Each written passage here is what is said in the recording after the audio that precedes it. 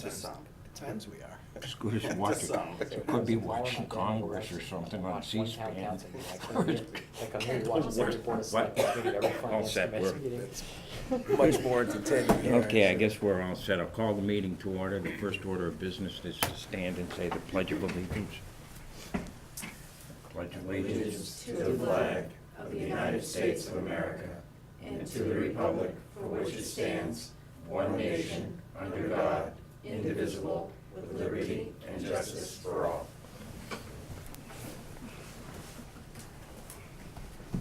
Okay. Before we start the business portion of the meeting, I'd like to take a moment for a moment of silence and reflection for the passing of 4 individuals that we had since our last meeting. All have had activities with the town or with other groups, and one is William Tuttle and Wilbert Lincoln, Sandra Orslack, and Cynthia Baird. Jim Baird's wife passed away a couple weeks ago. And if we could just take a moment of silence and to reflect upon their contributions to the town and region.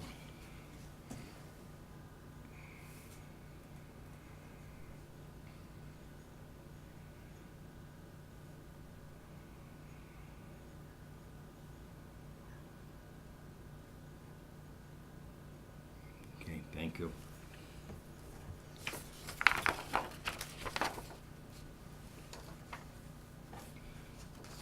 The first order of business is we have a public hearing regarding ambulance fees, and I'll read the public notice, and then we'll ask for Chief Rogowski to speak on the issue. Town of Barre, public hearing notice, EMS ambulance fees hearing. Take notice that the Board of Selectmen will conduct a public hearing on Monday, February 5th, 2018 at 6:35 p.m. in the Selectmen's Meeting Room, Henry Woods Building, 40 West Street, Barre, for the purpose of increasing fees associated with EMS ambulance billing. Persons wishing to comment may do so at that time. The board will also consider written comments received prior to the hearing. The meeting room is handicapped accessible. Persons requiring reasonable accommodation should contact the town administrator's office in advance, and that's for the Board of Selectmen, Faye Zakowski, administrative assistant. And we have with us Chief Rogowski, and if you'd like to come up, Chief, and take the hot seat that you've become accustomed to, I guess. Thank you. So after speaking with a billing company, they've actually recommended that we increase our ambulance billing fees to be on par with that of the surrounding communities. Ours is pretty low substantially compared to the other towns. So what I did is I got a list of all the ALS level services immediately, as close to Barre as possible. Hubbardston, Rutland, Paxton, Westminster, Holden, and Coastal's our billing company. They gave me 2 other of their clients within the central Mass area. They just wouldn't tell me who they were, just as a comparison. So I made a charge. You can see we're the lowest with the exception of Westminster. The way we do our ambulance billing, you'll see BLS, ALS1, and ALS2, depending on what we do for service. If it's a BLS call, just 2 EMT basics, we charge, it's an $800 fee. ALS1 is a paramedic. Once the paramedic gets in the back, the level of skills they do is more. The fee goes up, and then ALS2 is based on the amount of work that the paramedic does. And to get an ALS2 call, they have to give 3 different medications. So basically, it's a CPR call or somebody not breathing to get ALS2. The way that we do the billing in Barre is they call it ancillary billing, and most towns are getting away from that and going to bundled. So ancillary is we charge the base rate, which you'll see on the left. And then if the paramedics use a cardiac monitor, they charge an extra $250, and IV's an extra $120, as you can see. The problem with that, and you would look at that and think, well, we're actually billing more in the long run than the other towns that do bundled, but a lot of insurance companies will only pay for 2 of the ancillaries. So either, you know, if we could do 10 things on that list, they're only gonna pay for 2. If the insurance company feels that the skill wasn't necessary, medically necessary, they can opt not to pay. We run into that a lot with section 12s, or, you know, sometimes people are having anxiety or panic attacks. Medically, they don't need oxygen. We give them oxygen, it's more of a mental relief and it calms them down. Because medically, the oxygen isn't really doing anything, the insurance company can say, we're not gonna pay that extra $150 charge, or the $125 charge. So what most communities are doing now is called bundle billing. If it's an ALS 1 call, it's one rate. They don't charge the call and then for all the additional skills. They're assuming that if you're having a paramedic in the back, you're doing those extra skills like a cardiac monitor or an IV anyways, which for just about every paramedic call we do, the paramedic's putting them on a monitor, they're giving them an IV. So it just makes it easier to collect more from the insurance companies. Our mileage is $25 a mile, which is on top of our ambulance billing. And if you look, that's actually kind of low compared to most of the other communities. So if you, down at the bottom, I highlighted my proposal would be to go to bundled billing, like what the other communities do, where it's just one flat fee. If you call an ambulance and it's a basic ambulance, the charge is that X number of dollars, or whatever you wanna set. We don't charge extra for all the extra things that we may or may not do in the back. What I did is I took all those communities and I just took the average of what they were making, and I kind of worked that into what my proposal would be for an increase, based off Hubbardston, Rutland, Paxton, Westminster, Holden, and the 2 other clients, which are ALS level services, not BLS level. The only thing I would add is that we could still charge as an ancillary for an extra EMT. Some calls we have to have, you know, an extra hand in the back, depending on the nature of the call. Whenever we have to train somebody, they have to do 10 calls in the back of the ambulance before they're allowed to ride on the ambulance alone. You know, we have to pay their salary, that's an extra charge, so I figured that would be a fair ancillary bill to add, because, you know, that is an extra expense.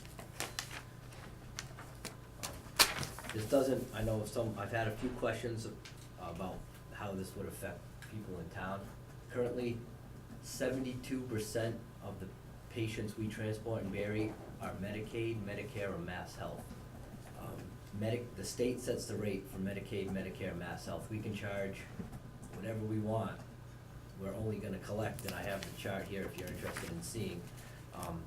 So for instance, Medicaid's rate, Medicare's rate is $379 for a basic call. Doesn't matter what we charge, we're only gonna get $379. So this increase is really gonna just affect the private insurance, the Blue Cross, the Blue Shield, the Fallon. And again, it's just gonna put us in line with the other communities. So we have, and I talked to Faye, and we probably haven't had a rate increase since 2006. I think so, that's what we would look back to.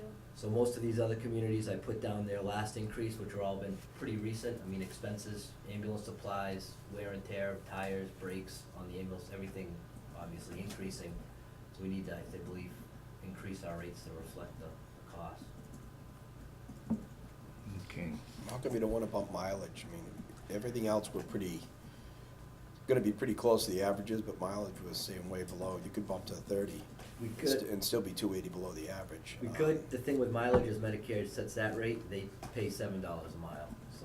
So like I said, 72% of what we do, we can increase the mileage.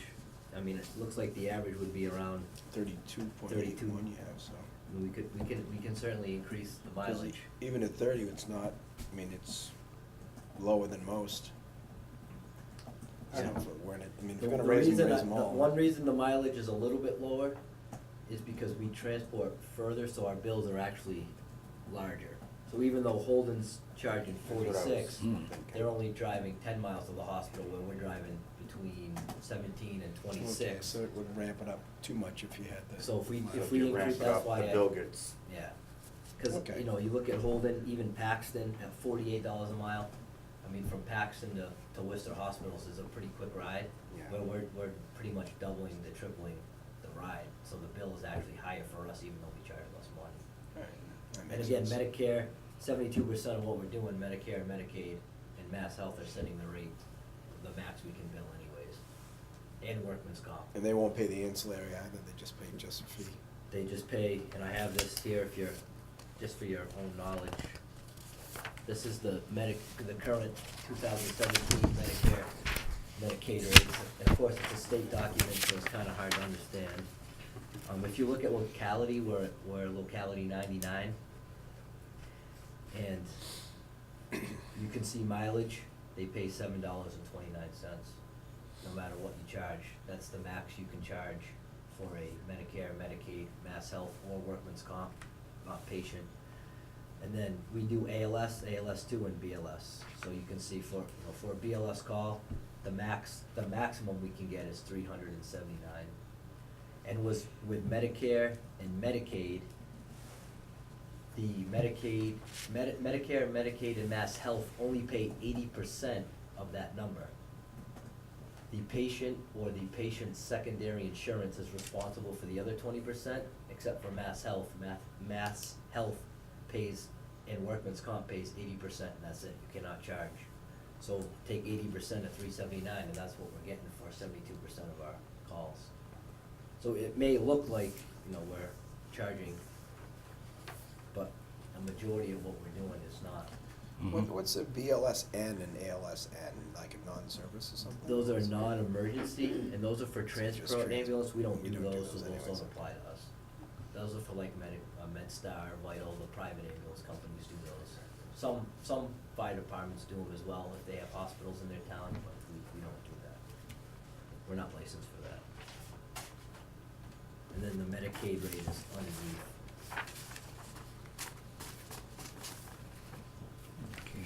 Okay. Now, do you actually need a vote from us on this, or can you Yes. just do Nope. this as strong chief? Nope, I need these are my proposal, the highlighted numbers at the bottom.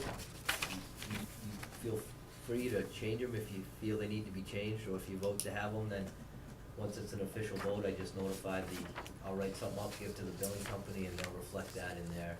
And again, this all kinda started based on their recommendation that they were looking at our numbers and saying we're substantially lower. You can look at Hubbardston, they charge $3,100 for an ALS2 call. Mm-hmm. It's about triple what we charge. They don't get it, all of it, obviously. I'd make a motion to approve the recommendation to increase the rates as Chief Rogowski has provided. A second? Okay, discussion? Hearing none, I'll call for a vote. Those in favor? Aye. That's unanimous. I have seen some things on the, probably on Facebook or something, people complaining about ambulance rates and how crazy they are, but, for people that are watching, to try to understand why the rates get where they are is staffing personnel and the ambulance and maintaining it and replacing it. Those costs, are there year-round, whether we're transporting or not, so, the idea here is to set rates in a way that we're fully compensated for what we invest. It's not really a moneymaker here, this is trying to recover for the personnel and the equipment that we do put into it. For those who have seen those things online, I think there's something crazy about the numbers, there really isn't. That's it? Got easy. Thanks for taking the time All to right, no problem. Appreciate it, Bob. Yep, thank you for coming in.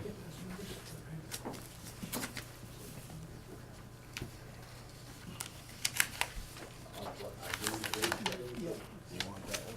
Look at those numbers. Okay, and we have some minutes to approve. Absolutely. Minutes of June 14th and January 16th. I would make a motion to approve the minutes from June 14th, meeting with Finance Committee in 2017, and the January 16th Board of Selectmen open minutes, but not the executive session till they're amended.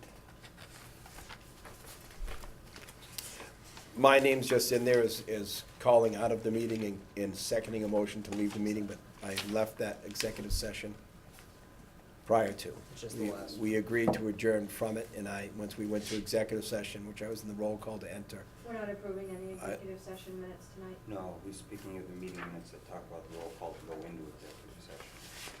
He's saying specifically that one item, he wasn't involved in the roll call vote because he excused Does it himself. state that he's there? it states that I was there to call out of the meeting to adjourn, and that I seconded the motion to adjourn, but I was Okay. not there. So it's just that page regarding the executive session portion of it. Seconded to enter. He's saying prior to actually entering that Okay. particular one, he actually just excused himself knowing the topic. Okay. Okay. Yeah. Yep, motion made and, And I'd You approve. can approve them and approve, I'll we reprint them amend for that. signature later, Okay. okay? I'll fix it right now. I second the motion. okay. We have a motion that's made and seconded as noted with the changes. I'll call for a vote. Hearing no further discussion. None? All right. In favor? Aye. Pass that to Greg to sign. That's just the Okay. finance committee Yep. attendance one.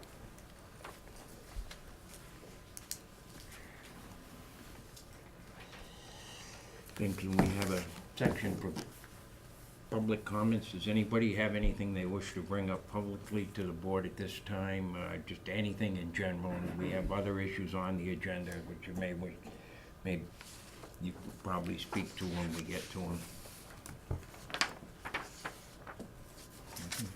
Okay. Hearing none, I'll move on to old business. Special event permit for Pursue Adventures. We dealt with this issue last week, and it was for up at the Carter Stevens Farm, dated. Did you have something you? This She's is the Lauren's event. requester. What? This is her event. Oh, okay, I'm sorry, I'm sorry. That's okay. I'm sorry. I'm sorry. Just thought this seat looked better than the one back there. Okay. It is, I mean, this it's is actually nice, new, so- it's nice and comfy. It's better. Okay. Looks like they have their last sign-off approved. This date of this event is at Carter Stevens Farm, dated, planned for the 24th. Maybe you could give us a quick synopsis of what you're planning and. Yeah, absolutely. So just as last year, we ran a family day up there at the farm. It's all outdoors event. We set up an obstacle course for kids and families to do together. We're pairing it together with the farm on a February school vacation week. We provide the event, we provide the volunteers for parking. We had no altercations last year. Carter and Stevens and the Stone Cavalry will run as normally does. We have tents outside, no food vendors. Just a very nice, easy day of playing outside. Okay. Board members, questions? I'd make a motion to approve the event now that we have all the signatures we're looking for on the sheet. I second that. Okay.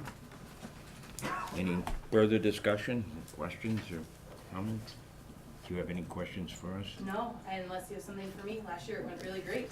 Okay. Can I Oh. say something? Yeah, Kathy? It's February 24th? Yeah.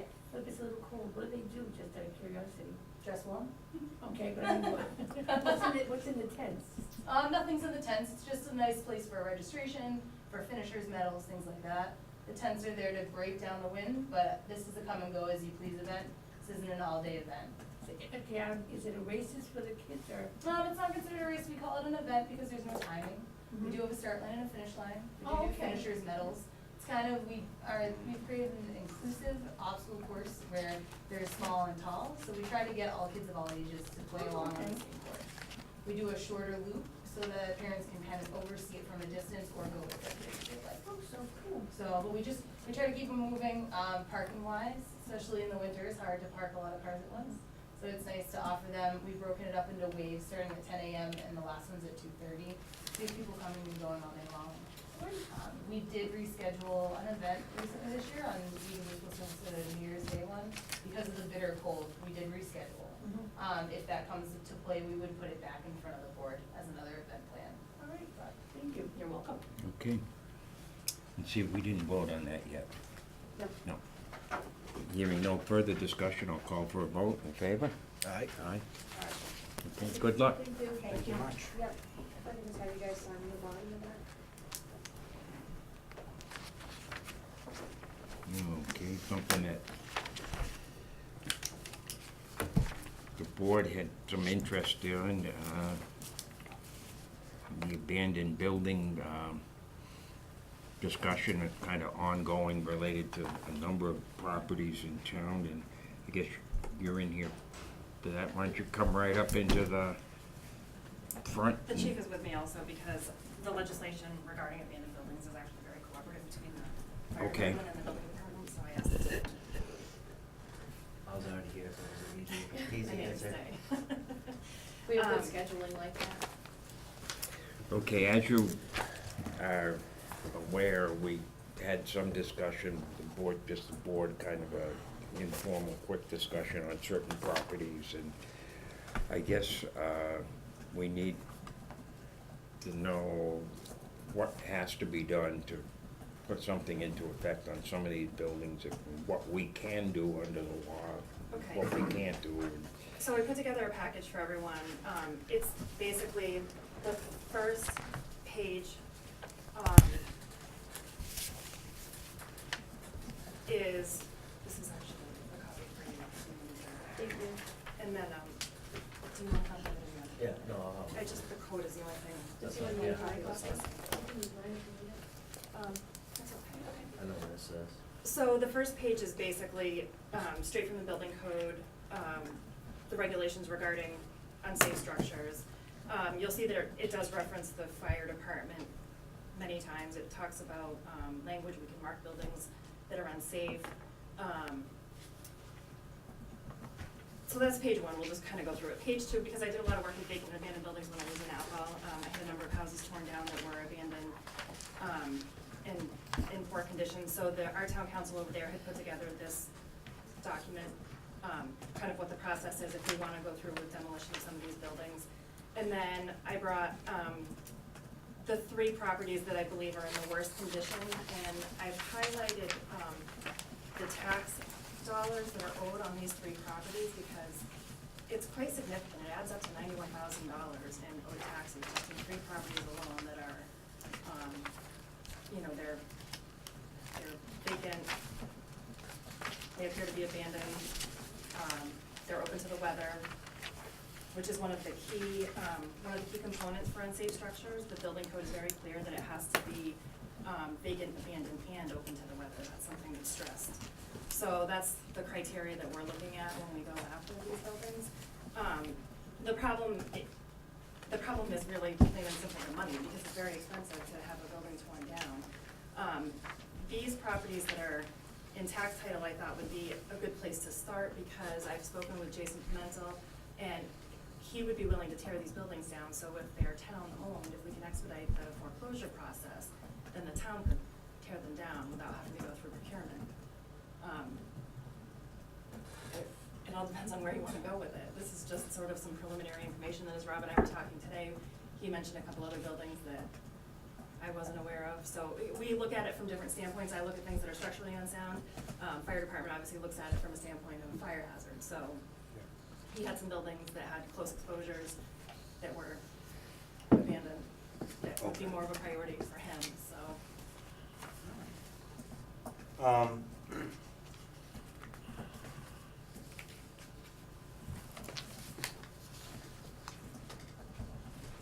With, say, what you stated, you've gone through your steps, you believe these are ones that probably should be demolished, removed, beyond repair even, like, these are the ones, get rid of them, based on your best thoughts. I do understand there's certain mass laws about the steps you then take.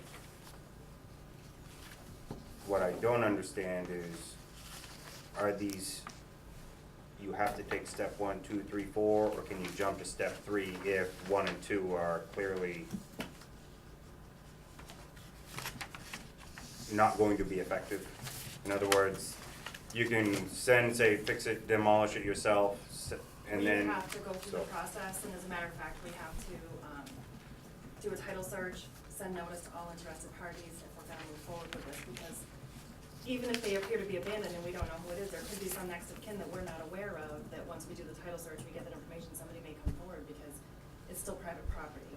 That's why these buildings that I brought as priorities are ones that could be gone after more quickly, because they're in tax title, so once the town owns them, then we don't have to go through that process. Okay.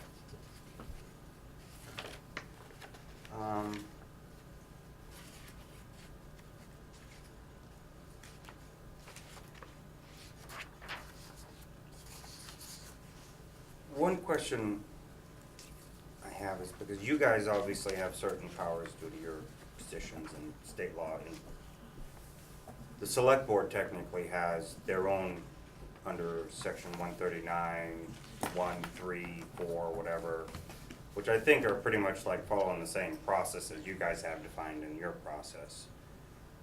But of course, if we're doing it, we're not necessarily doing it from your point of view, if you understand what I mean. Like, it doesn't say that, we don't have to base it on the 3 conditions you kind of said. We just have to identify it as a nuisance that causes potential public hazard or other things, and I know the boards of I'm selectmen just curious can- how that works Yeah, and I from don't your really know, to perspective. be honest with you. I know the boards of selectmen, there are 3 entities that can have buildings demolished, the building department, the board of health, and the board of selectmen.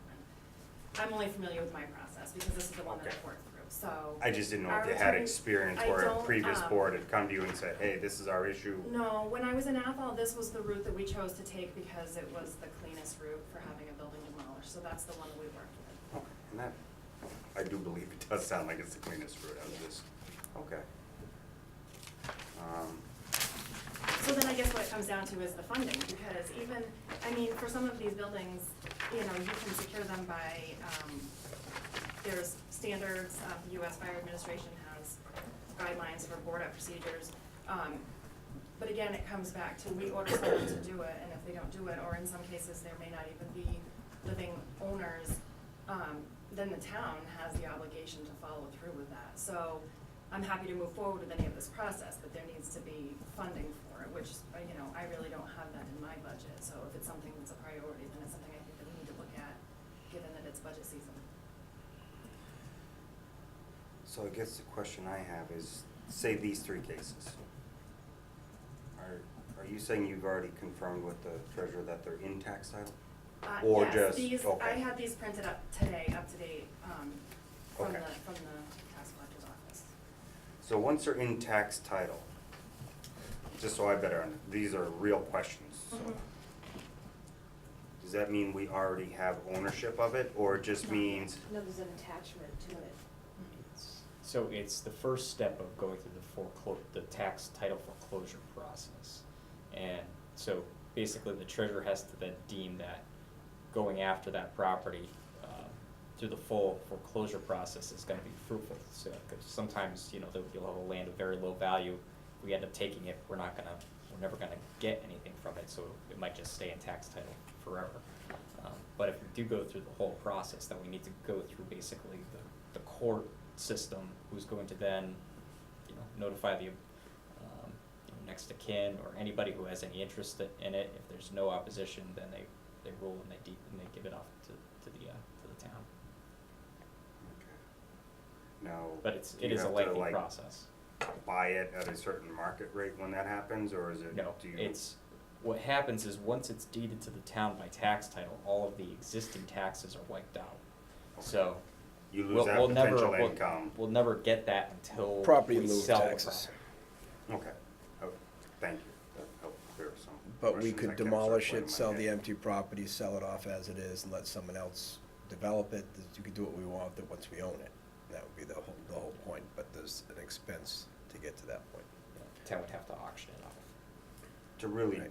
do this, the point of it isn't nearly as much the financial implications as the safety implications of, we have an abandoned building that we deem is actually getting to a point that either could cause the fire department issues if they have to respond to it, or just the general public if it's not a secure facility that someone could get in there and then they'd get hurt. I'm guessing that's usually when you say, okay, this is something where we should really look at getting this building removed. Not because tax title versus not. Am I correct? That's usually the Yeah, impetus that's of this correct. step? Yeah. Okay. Yeah, our last two major fires were vacant houses. Random person goes in, shelter from the wind, and then they do something to warm up, and all of a sudden, For whatever reason, Whatever- kids whatever hanging we'll out leave it or at that. people squatting. We haven't proven anything, so. And I've Okay. received a lot of complaints about these buildings in particular.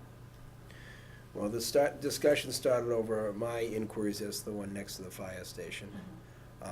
And I'm really frustrated on the lack of clarity on how that house got to be where it is. So if you could entertain me for a minute, when did you first start handling the inspections in Barre, and why? Because we had George Ricker here, we had Harold and then George, and then Harold left. And did you come on when Harold left? No, I came on, George was the inspector for a long time, and then, when George resigned last October, that's when I stepped in and started doing the inspections.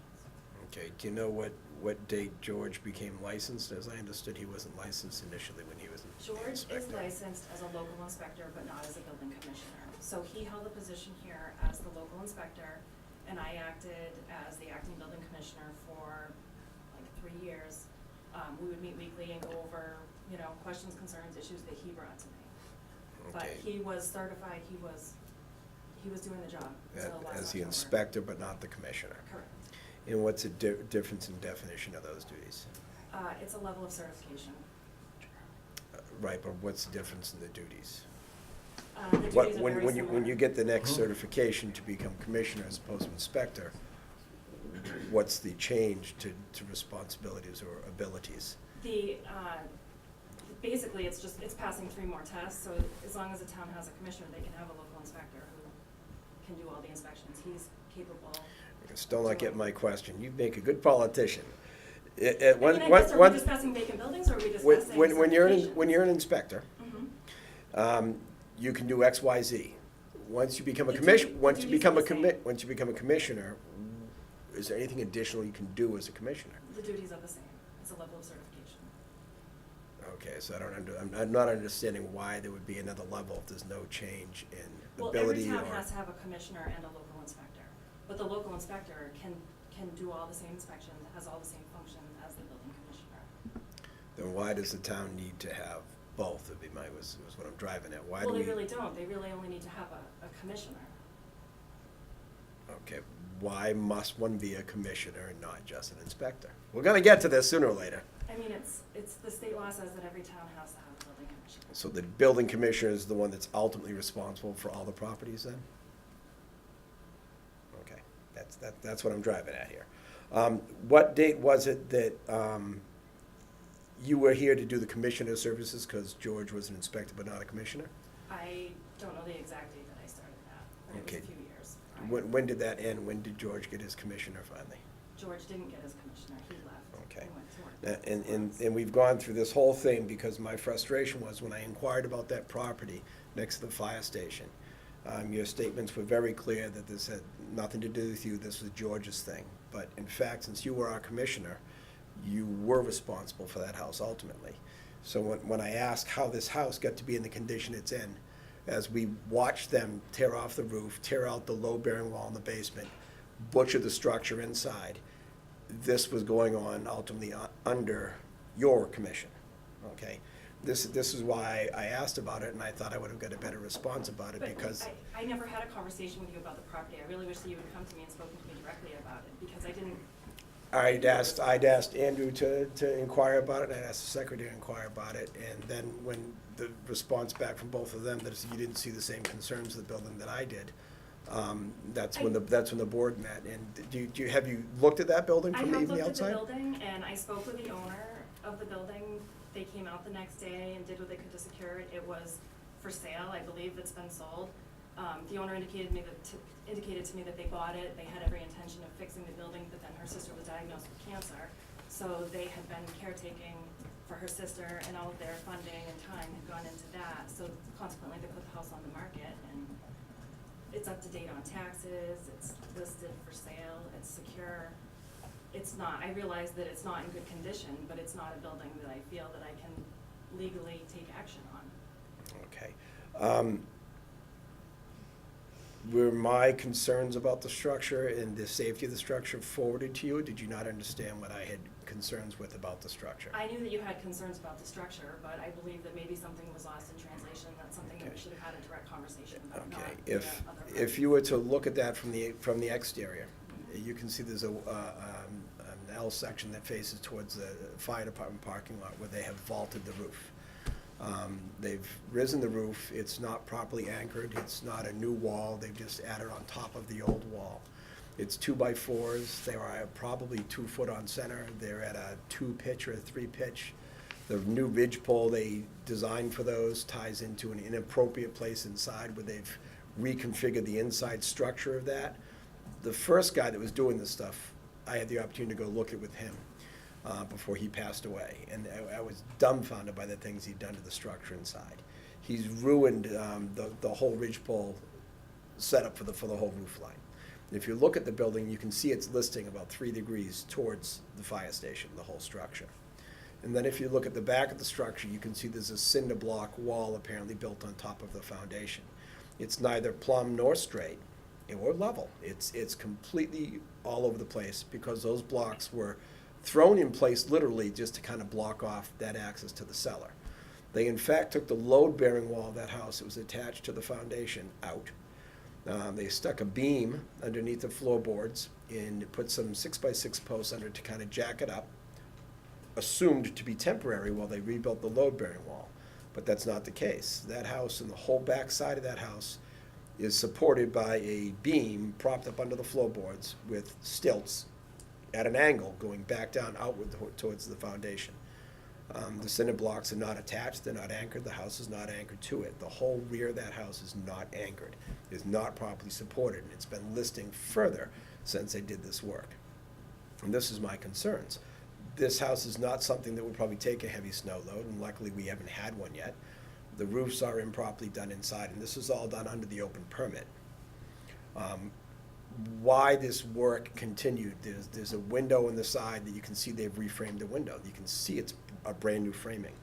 I think the permit was out for windows and a roof, not reframing anything.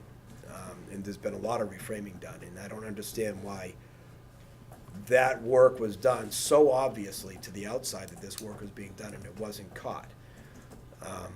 And why it was allowed to continue. There's been no work done there since I've been working here full-time, That's a year. not Little true. over a year, The people who bought it went back and worked on it as well for a while. Were there a couple times working on the old, well, I'd say without a I never permit. witnessed that. You never witnessed that, but the fact is they were. I understand you didn't see that. My concern is that all this construction and reconstruction of the structure, of the support structures for the roof and the main foundational support of this building have been altered while it was under building permit, under your commission and under Mr. Ricker, who was supposed to be viewing it. And it is in a dangerous state right now. And I'm frustrated that I can't get someone to go look at that, to examine that. Now, it shouldn't be difficult, I wouldn't think, to get inside to see because there's been an open I can't legally permit. trespass. You can see these changes from the outside that have no permit authorization for it. I haven't seen anything happen since I've been the building inspector here. You can see changes to the structure that were done without a permit. They're visible and there's no permit to trace those changes. I mean, I guess, so what would you like me to do? What's your proposal? Because we can, you know. What I'm it's all saying is, I am but- sure there's a legal way, and I would not have, I would prefer not to be the one to have to start thumbing through the legal books to find out how, but when you can see an obvious structural change in a house. For example, if you saw someone in the center of town tear off their roof and start building a second floor, you can see something's going on, you can say cease and desist, and at that point, you must have also some right to inspect the safety or security of that structure because of those changes. And since those changes have occurred, and they are obvious to anyone that has anything to do with construction, these are obvious alterations. There must be some way to inspect that for safety, because I believe it's more urgent than your understanding. The I entire don't view it the same way that you load-bearing, do. But if you'd like me to reach back out to the owner and see if we can go and move forward with that, then I certainly can. You I mean, I thought you that the don't view buildings the that were- entire load-bearing wall in the rear of that house being removed as an issue and that the house sits on stilts. You don't, that doesn't concern When I you. looked at the house, I didn't see, I mean, why don't you and I meet there and take a look at it together so we make sure we're looking at the same things? Because when I went and walked around the building, I Absolutely. didn't see the same things that you saw. So I think that that would be best. Okay, we will do that. When would you like to do it? When are you available? Either do it early some morning or any afternoon, later in the afternoon, or weekend. How early, how late? I don't care how early. 5 o'clock in the morning, 7 o'clock in the morning. I usually come in for 8. I could meet you Wednesday We could, morning at we, 8 o'clock. we could do it at 8 o'clock, certainly. That'd be Put it on my great. calendar. I'd appreciate that. Would you like me to reach out to the owner and see if we can get into the building? If they would be open to that, that'd be a great idea. Give you a good chance to look at what's going on with that roof structure. It's been a couple of years since I saw this and the guy had done it. But I seem to recall that when you put that flat roof in, he's stuck like a support post under the ridge pole that's randomly in the middle of the ceiling downstairs, and it had been causing the ceiling downstairs to dip visibly. You could see at the time probably an inch or an inch and a half drop in the structure since he'd assembled it where the structures, the members are already pulling apart and dipping.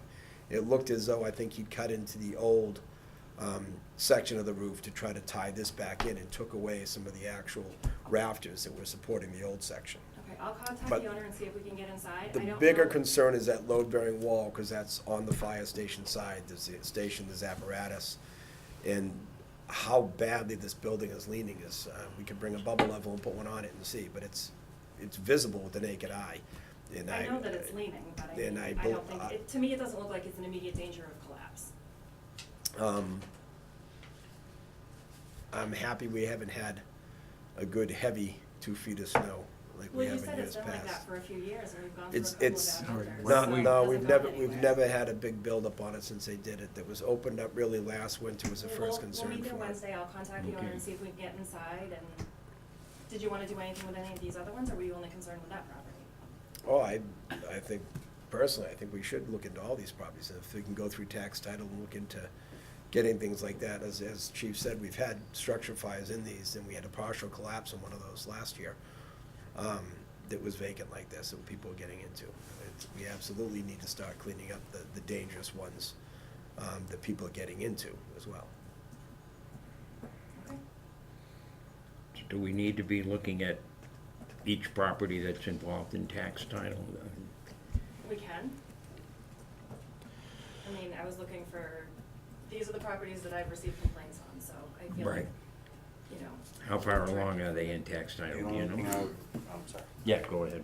I would just suggest that we just do and I'm sure you've kind of already done this, but just get a formal response from the treasurer about the pros and cons of financially. And Right. then, Yeah, she wasn't in and- today, so. Right, I'll and speak to her then, tomorrow. then we'll just get the, I guess, estimated cost for foreclosure steps or whatever that is you spoke Mhm. of. And see if it fits within the, kind of the tax title money we threw at her. Yeah, there's. In her budget or I'm thinking that not? these might be properties that she had already, you know, she's already really going after, so the money that was appropriate So at it may special town line meeting. up together anyway, I guess is Right. what I'm Yeah, saying. the, So it might be within budget to start that process. And it may be wiser, depending on the condition of these, I mean, without knowing if they're dilapidated outside, they're open, it doesn't mean they're structurally ruined. They may be repairable, in my opinion. The one next to the fire station, not repairable. See, I think the one next to the fire station is repairable. I think that 2 out of 3 of these are beyond repair. One of them may be repairable, but I haven't been inside. Couple of the back trees go through the roofs. Yeah. And sections of roof that are collapsed, I mean, this is. But The only- we may be better auctioning it where someone might purchase it that wants to level it and build a house versus trying to put the expense into demolition it and then auction off an empty lot, which would be, I mean, obviously, we wouldn't want the land, I wouldn't think. No, my bigger concern is with these things, anytime you end up taking property, you're taking everything that comes with it. Mm-hmm. So you don't know lead paint, oil spills in the basement, you don't know anything else you've got So even though Jason could go out there with the equipment and knock it down and throw it in a dumpster, he may never be allowed to remove that dumpster from site until all the testing's done.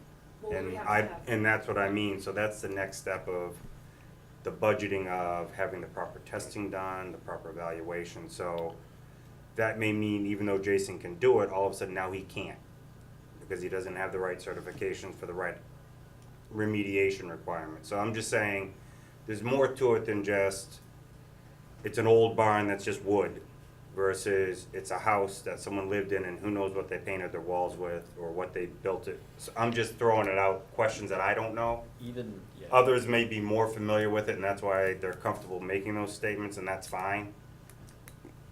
I think even with the DPW doing the work, you're probably still talking at least $15,000 per house to knock it down because of the abatement costs.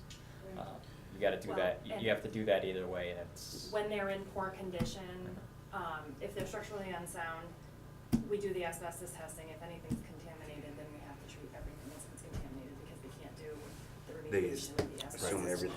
Right, the lead is less of an issue, they can estimate it by weight and allow it to be torn and buried, but the asbestos is huge, there's no way around asbestos, absolutely none. And if you can't go in and abate it, then you gotta do the whole thing.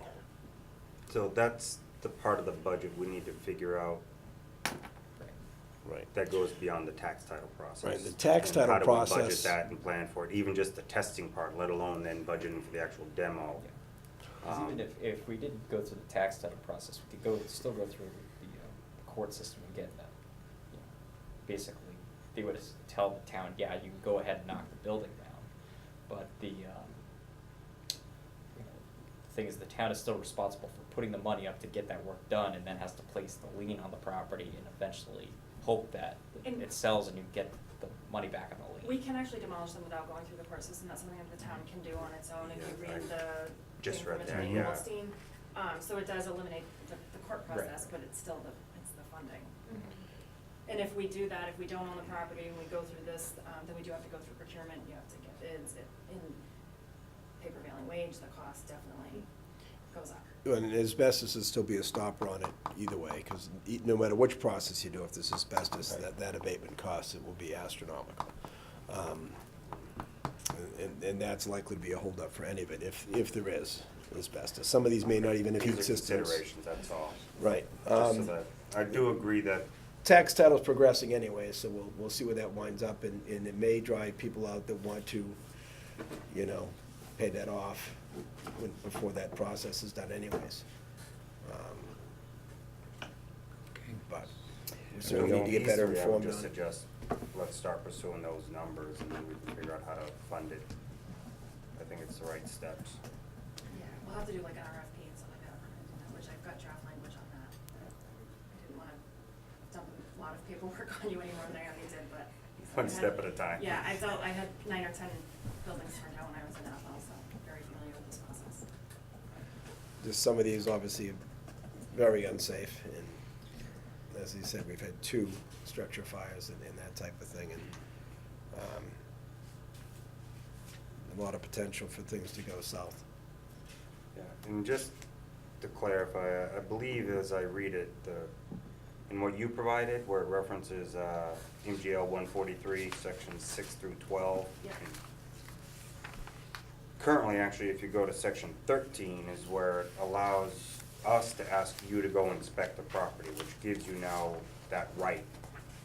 Where you just driving around saying, that kinda looks funny, but unless we ask you, you can't necessarily then. No, I can, I absolutely can. Well, you can depending on, I have to. but I mean, if we ask you, then, Yeah, that's another That's all way to I'm do it. saying, Yeah, it's- exactly, no, in the so- same way, like, if Rob sees one, we're legally obligated to Right. notify each other of any building that we see. all that's 3 in of us plain can view. bring it to attention to Exactly, then work at it. So exactly. that's generally what we ended up doing. Mhm. That's all. So, I just wanted to bring it up, because a lot of times people don't understand how, this speaks to a lot about after you identify an issue, how do you deal with it? Exactly. But it doesn't speak a lot about what gives you the right to identify the issue. A drive-by? Because without no, a Master- drive-by or a permit that allows you into the property, Master General Law, Chapter 143, if it's in plain view, just like any, So you know, the plain view if it's thing is what if it's gives in it to plain you. view, then I have the Right. Okay. And these are all ones that are plainly visible, and another reason why these were primary concerns to me is because these are the gateways coming into town. So if you're coming into Barre from Route 2 and the first thing you see is a couple of these falling down buildings on the way into town, you're not really gonna say, gee, I think I'd like to put my business here. Yeah, all you three of know? those are on 122, so. Exactly. put it to Exactly, all sides. three of them are Right right next on to that 122. So, I mean, Okay. Okay, Bob, did you wanna add anything? No, Okay, the issues I've had, I've addressed, okay. taken care of. So See how, you Wednesday how morning. many, yes, how many have you, had people secure and board up to this point? The yellow house, the fire station house, they came out. they did go, yeah, 51 School Street was secured, they secured it the same day that I called them. Mm-hmm. And then the other ones that I've identified as hazards I'm concerned about that are vacant are secured, but nonetheless, they're still vacant. Are those the ones that get like the red X The on them? red X is basically just language for the fire department, so that, Yeah, they they don't know enter. that it's, yeah. Do we basically have structurally unsound. properties like that in town marked currently? We don't have any that are marked, I can have signs made up, I do have a price from a vendor that I could have that done, I've Just had it done in curious. other towns. Just since we're thinking It of safety. should be done, it should Mhm. be done, because that's But like. that's what the X is for. It is varies tight up on a Unsafe call. to enter, don't go in. Right. And I there's- understand that, I was wondering if we had any currently. I mean, But we don't.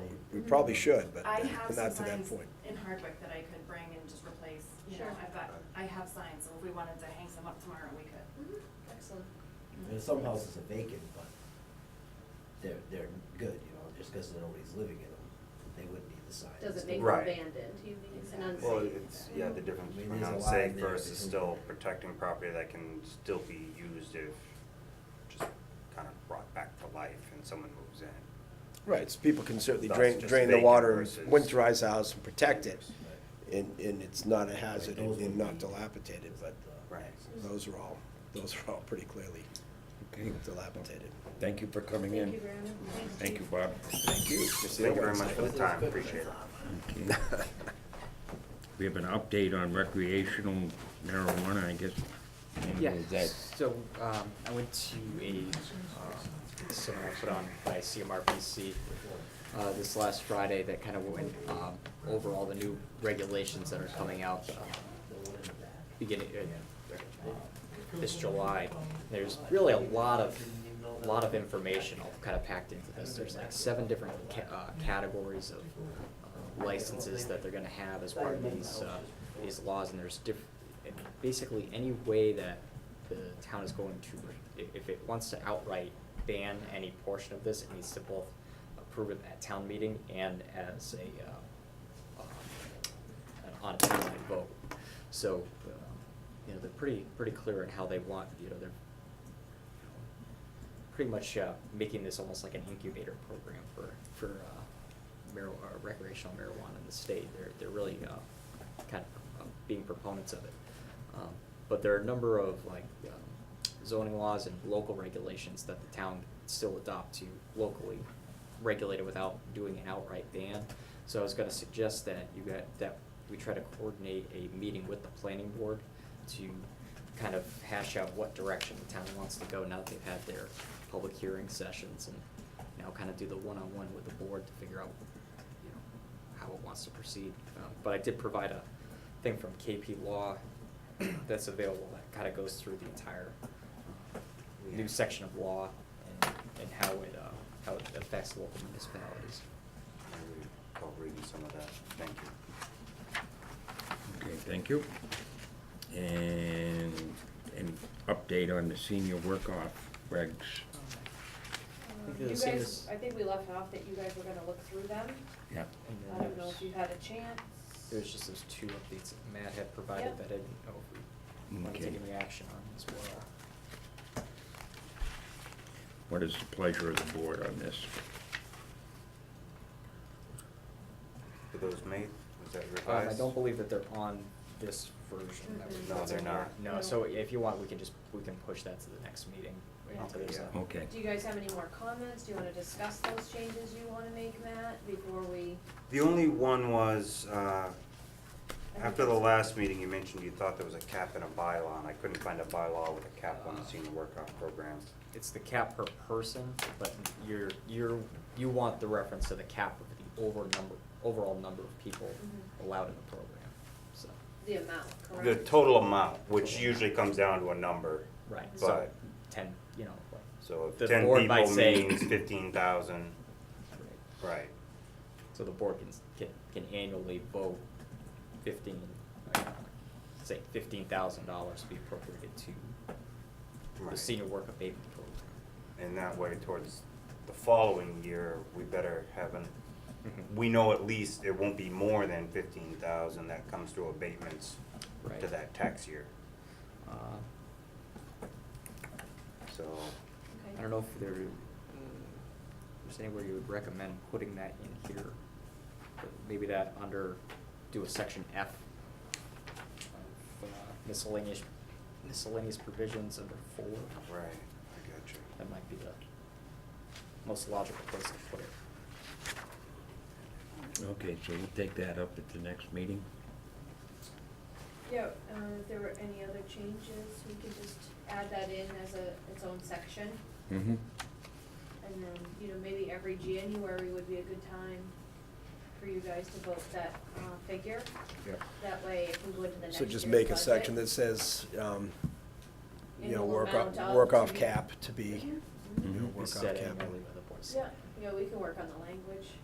Well, even if it didn't have a dollar amount there, if it just said the work off limit, the cap to be set annually by the Board of Selectmen.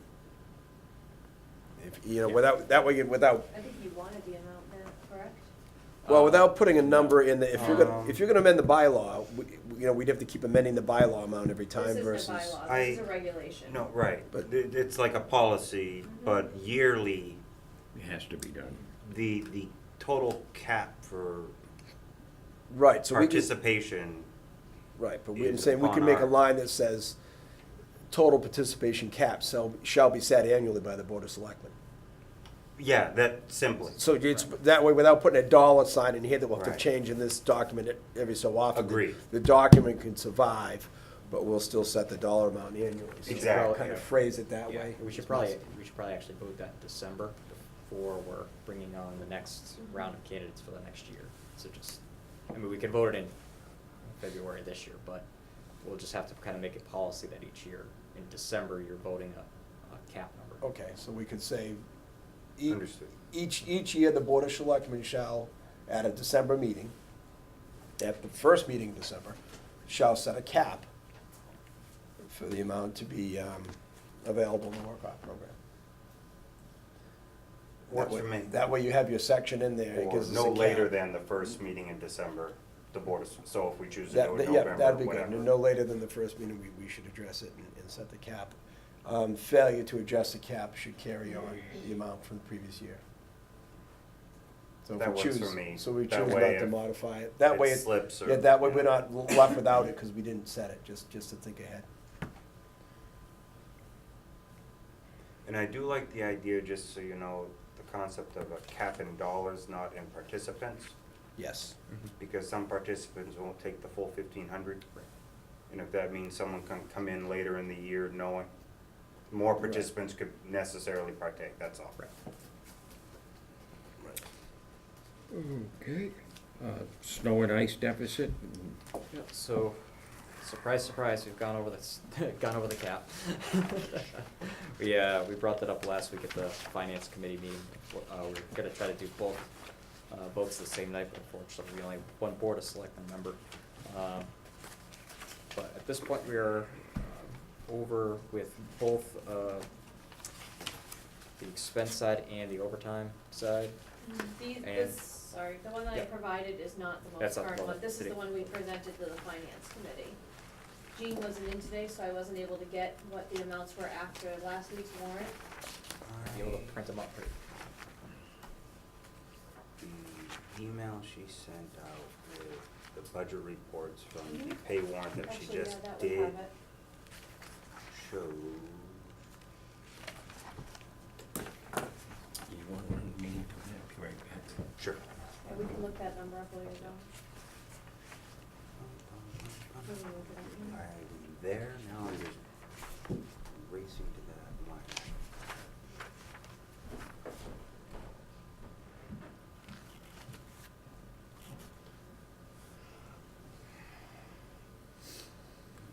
racing right by it, because I'm so good at identifying that. I got it. Oh, you s- What's the numbers? Beat you. Alright, I'll let you catch up, man. I'm sure they're different Oh, there after it today is. as well. Yeah, I'm we're, sorry. we're 4,000 over in the overtime, part-time. What's the full number for overtime, part-time? The original number, No, the number deficit right now, we're, 4,000. we're $4,033.45 in deficit. And the highway snow removal, which I guess is generally materials, is minus 24,322.16. That is as of February 2nd on the date of the report. I was gonna say they were treating last night in the overnight hours, so. It's gonna be. So, and Not necessarily materials, may not change again, but at least the hour's gonna change. I'm trying to remember, what So was now- our recommendation? We It's did an 40 and additional- 40? Was it 40 and 40? I can look It's back, 40, hold on. 40. Or was it 40 in the I think it was overtime and we maybe went a little 50. higher? I thought we said up to, oh, you know what, it was, we brought the supplies up to 150. Okay, so And then- 129 to 150 won't work because we're already We're already past halfway that. there. Well, we're already halfway to that next cap number. Oh, right. We were at 104, 129 We're is the looking at- actual spend. We're looking not at a the- significant storm So it looks- Wednesday. Right. We- So Um, it looks like we did yeah, 45,000. We're gonna take a big hit on that. Additionally, 45,000 to snow and ice removal, and an additional 40,000 to snow overtime, part-time. Was that, we increased it by 40 or did we? Increase, Okay. 40 on, I thought we brought the overtime Up to 40. again up to 40. So it's a difference of the 40 minus 23,651, the original number. Now I gotta do 17,349. math.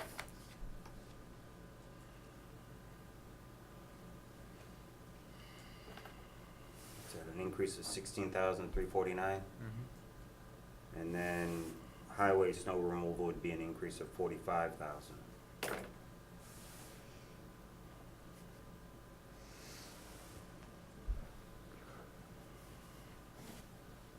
It looks like It would the be- overtime might work for a little while, but the highway materials, that snow removal, Yeah. might run out in a week, Yeah. or not quite that long. One delivery is like $30,000, so, for salt. The only thing I can say, though, is the finance committee, if I'm correct, they already voted and approved that. It was Mhm. just then for us to follow up.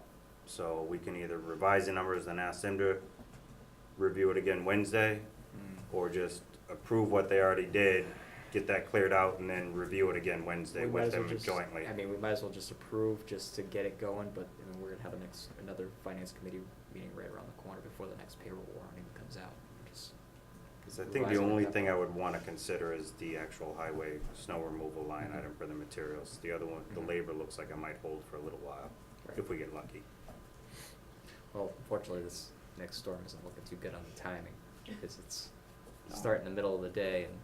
Oh, right at By the the- meeting, we'll be looking by at the the snow, time- wondering, do we need any money for snow But removal? that's the thing, they're gonna have to treat, That's a it's big not selling like if point. it starts at 10 o'clock at night, they can kinda let it build in the off hours and you can go after it, they get 4 or 5 inches, they're gonna have to start, cause it's gonna be during the commute. They'll be really starting right when they're getting out of work, so Yeah. I mean, they'll be and getting they- that overtime.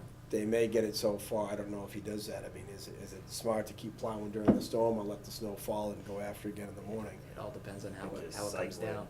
Yeah, it's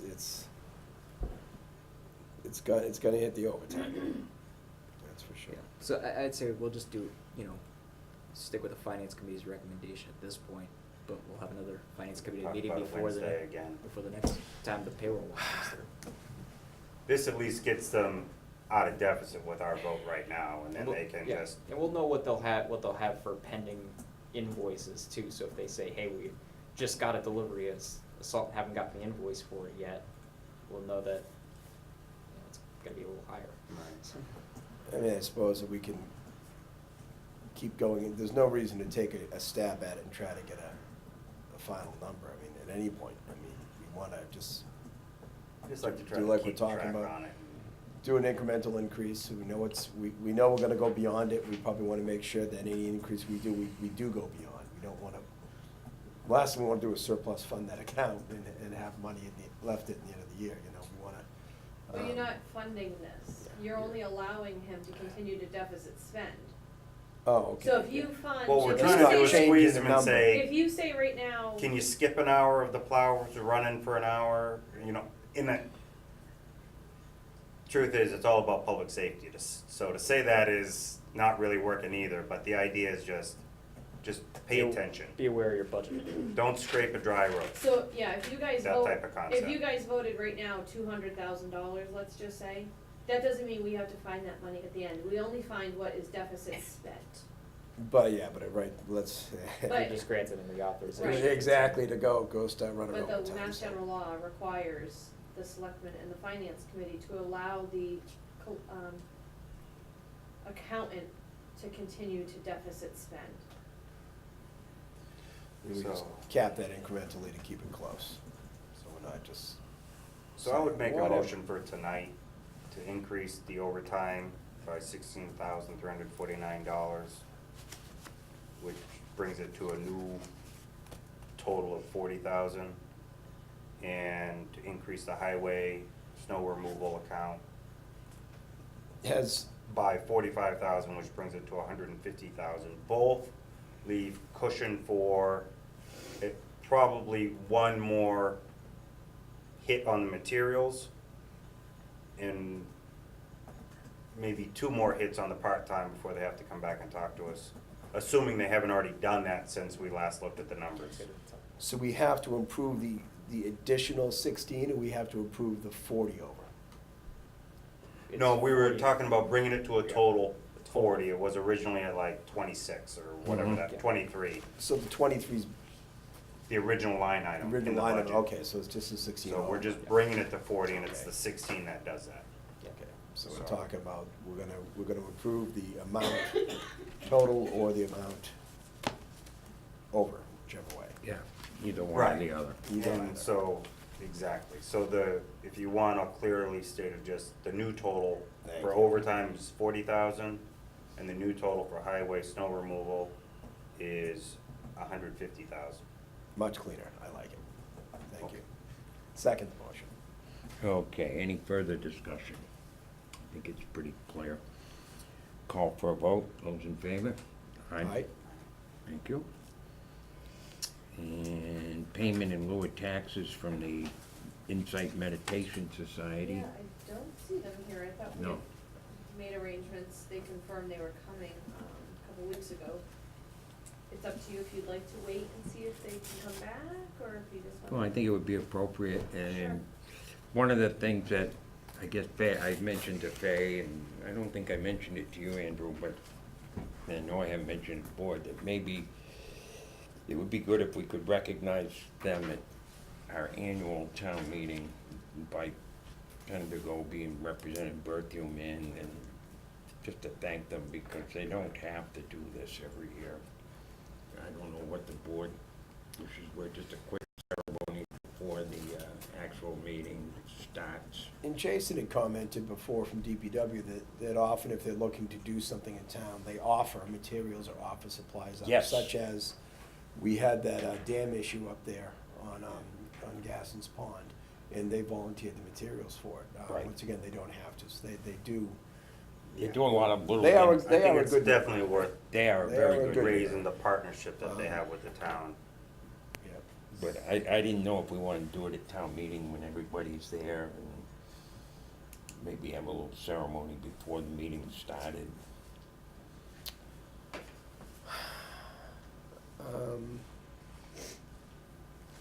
I definitely think we want to acknowledge them.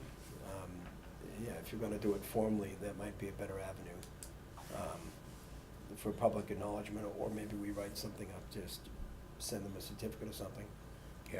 Be formal, if we're gonna We do it, usually be do formal. that. be We typically formal. invite them in. Typically and we're invite 'em thankful to in see them and- tonight. Right, but I'm saying, I mean, they do, They do, I mean, they, obviously, the taxes is the donation to the taxes is nice, and they do other things as well, so, you know, more than a little lip service just to say, oh, thanks. No, we have a certificate here, That'd be, prepared.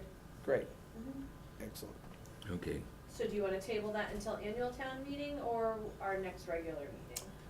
For this, I would suggest just the regular meeting, but the town meeting would be something I think a little bit more special and not just Right. about this year's donation.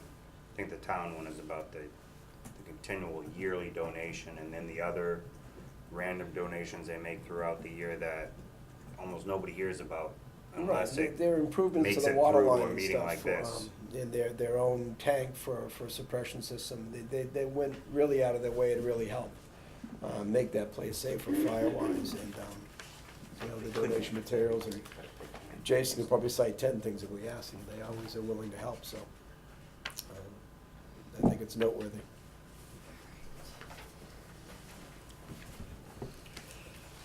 Okay, so I guess we can do that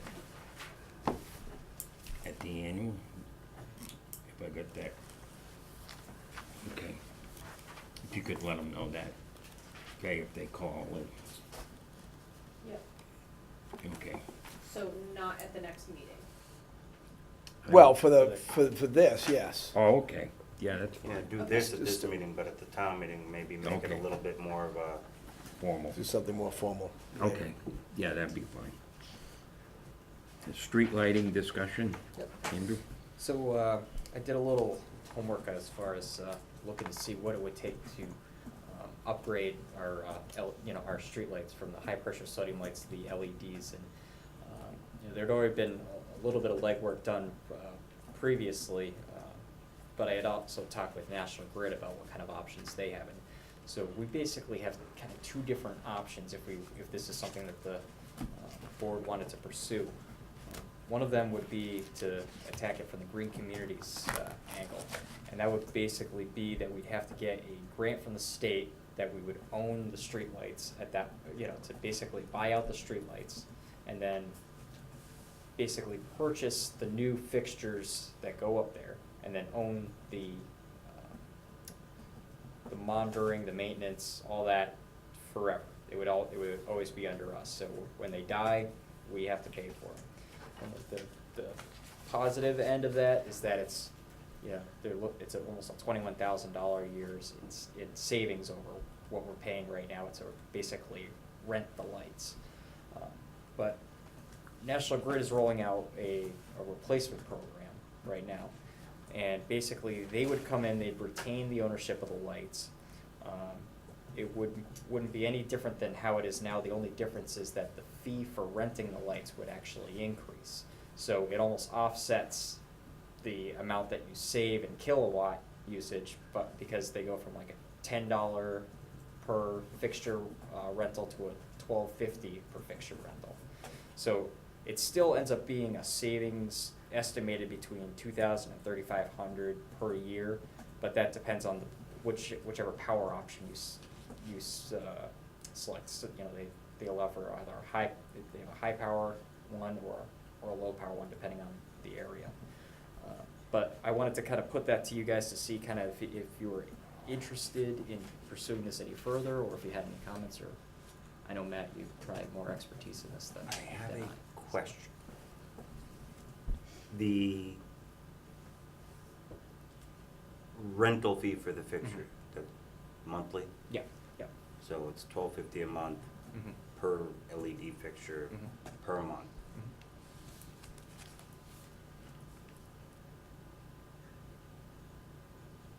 The question I have with that, let me just do a quick little math here so I can throw the numbers out and see if I'm Yeah. making sense. So how much a year is that? $12.50 per megawatt. $150 a year about? Per fixture. Mm-hmm. 144, yeah. Well, yeah, 150 is a good even number. And then you take the 150, say times 7 years, that's your cost of an LED fixture. Mhm. Pretty much to include installation, because they're not giving you the high-end LED fixture with all the controls. They're giving you an LED fixture. Right. That should last them, mind you, 15 years once they install it. So my question is, who said that we should have to pay them to put up a fixture they're never gonna have to revisit and then pay more than the HPS they have to replace every 5 years? I would say Department of Public Utilities is probably. Exactly. And I think this is one more reason we gotta go back to our state senator and our representatives and explain that the Department of Public Utilities does not appear to be performing in the interest of the constituents and the people that pay the bills, but more in the interest of the utility companies. This program does not in any way benefit us. It's just saying that National Grid will make more money on the fixture because they're making less money on the electrical usage. Yet the whole point of all of this is to reduce electrical usage. But they're trying to do it without reducing the cost for it. And so they've got themselves spinning in circles because they don't know how to fix themselves from saying, we need to spend less energy, but I can't give up any money to do it. And there's plenty of other things in this state and country where people are gonna spend their electric. Streetlights is not where you gotta be worried when people are buying more and more ACs, TVs that are much more kilowatts, and they're gonna make their money. Streetlights is not where they make their money. So I would really like that we work towards something that says, hey, you're going to be charging us for something that is technically at this point almost mainstream in the industry. I don't even know if National Grid can buy high pressure sodium fixtures anymore.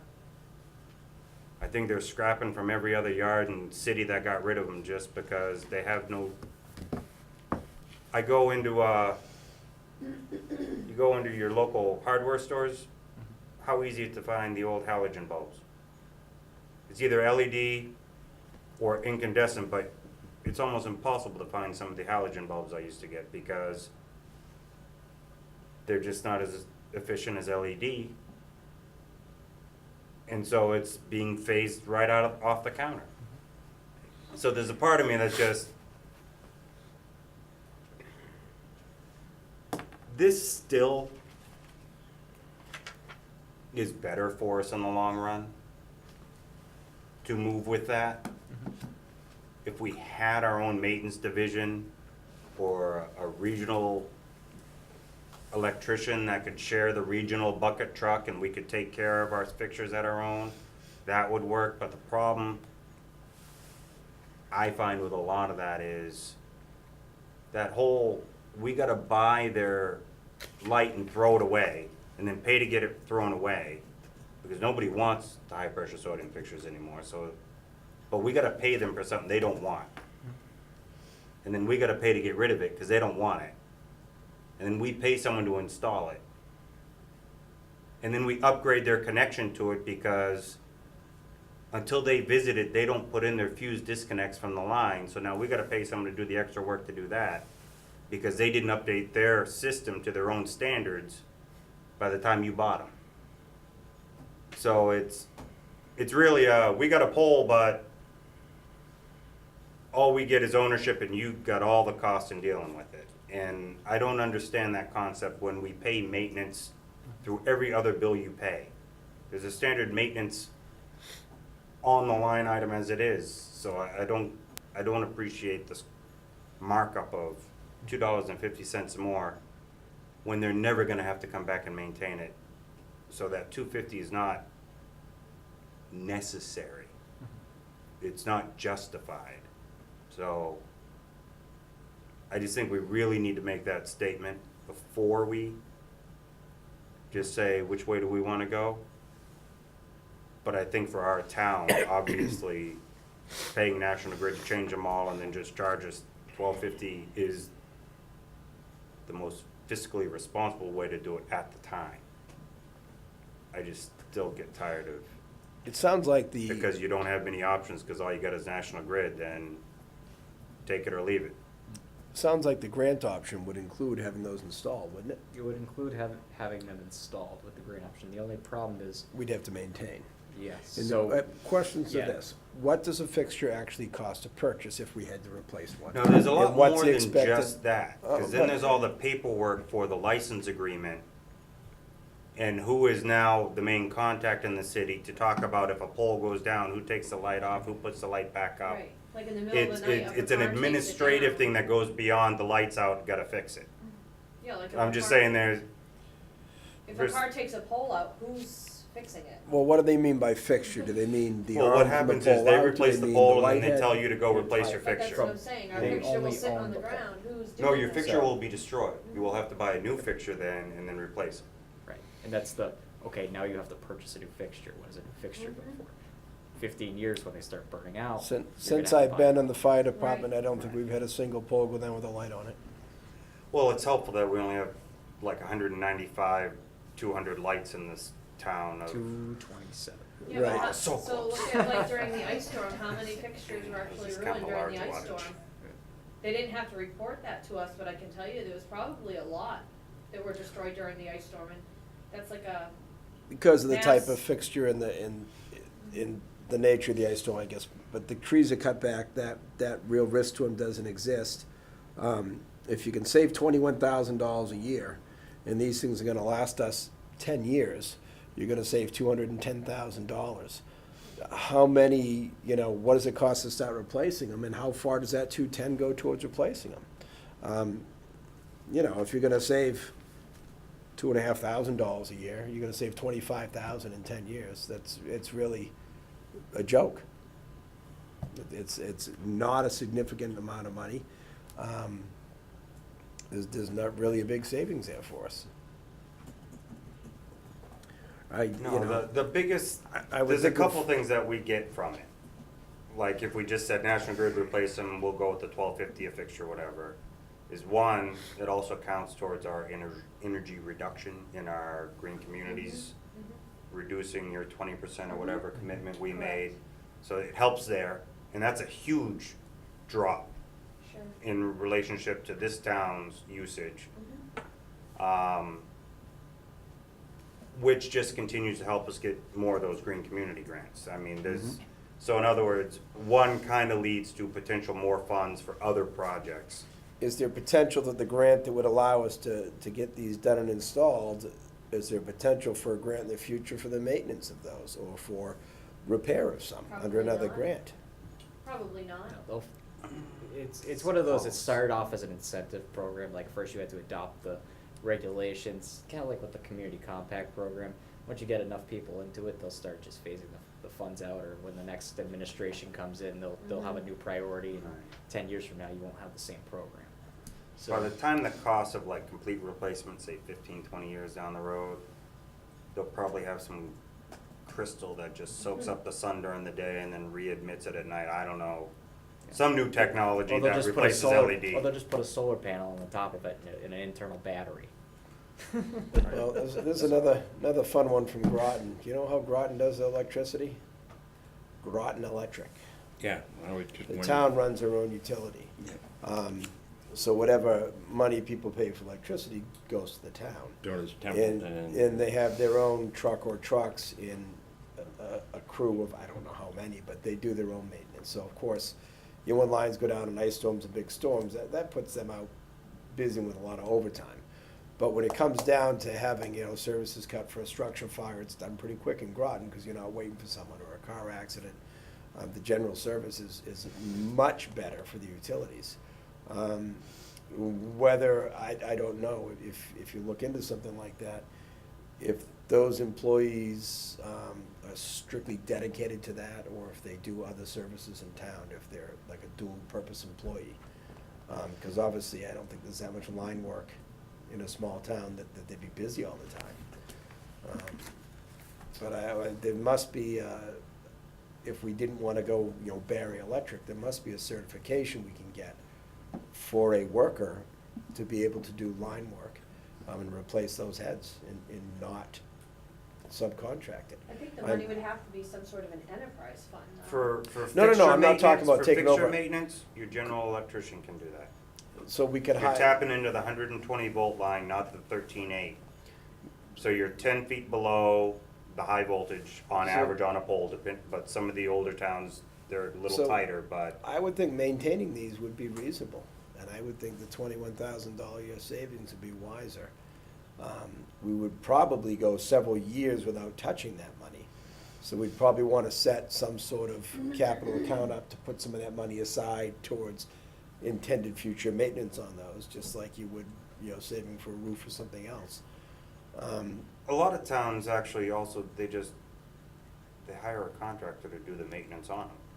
Right, that's what And I'm it could be saying. like a per fixture, a per diem, a per hour rate, so it's, I call you, you promise to respond within 24 hours, you pull a fixture, put up a fixture, Right. or if within your National Grid agreement, license agreement, there's shorter response times, you just need to make sure that's in the contract with the contractor you hire. I'm just throwing it out there. Where we or- have a mutual agreement with the bucket truck that we're in joint ownership with, we would have the availability of a truck to allow an electrician to do the work for us in a timely manner as well. So we could probably look into the cost of having an electrician do the work for us. That $21,000 a year, if you banked it for 10 years, like I said, it's $210,000.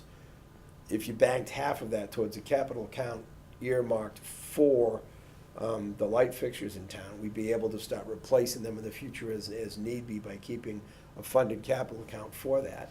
And the rest of the money would be savings in the general fund.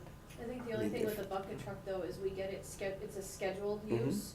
So I think we get it 4 weeks a year, and it's 2 weeks at a time, whenever those weeks are. It's not just, we can go get it whenever we want. It's a set schedule.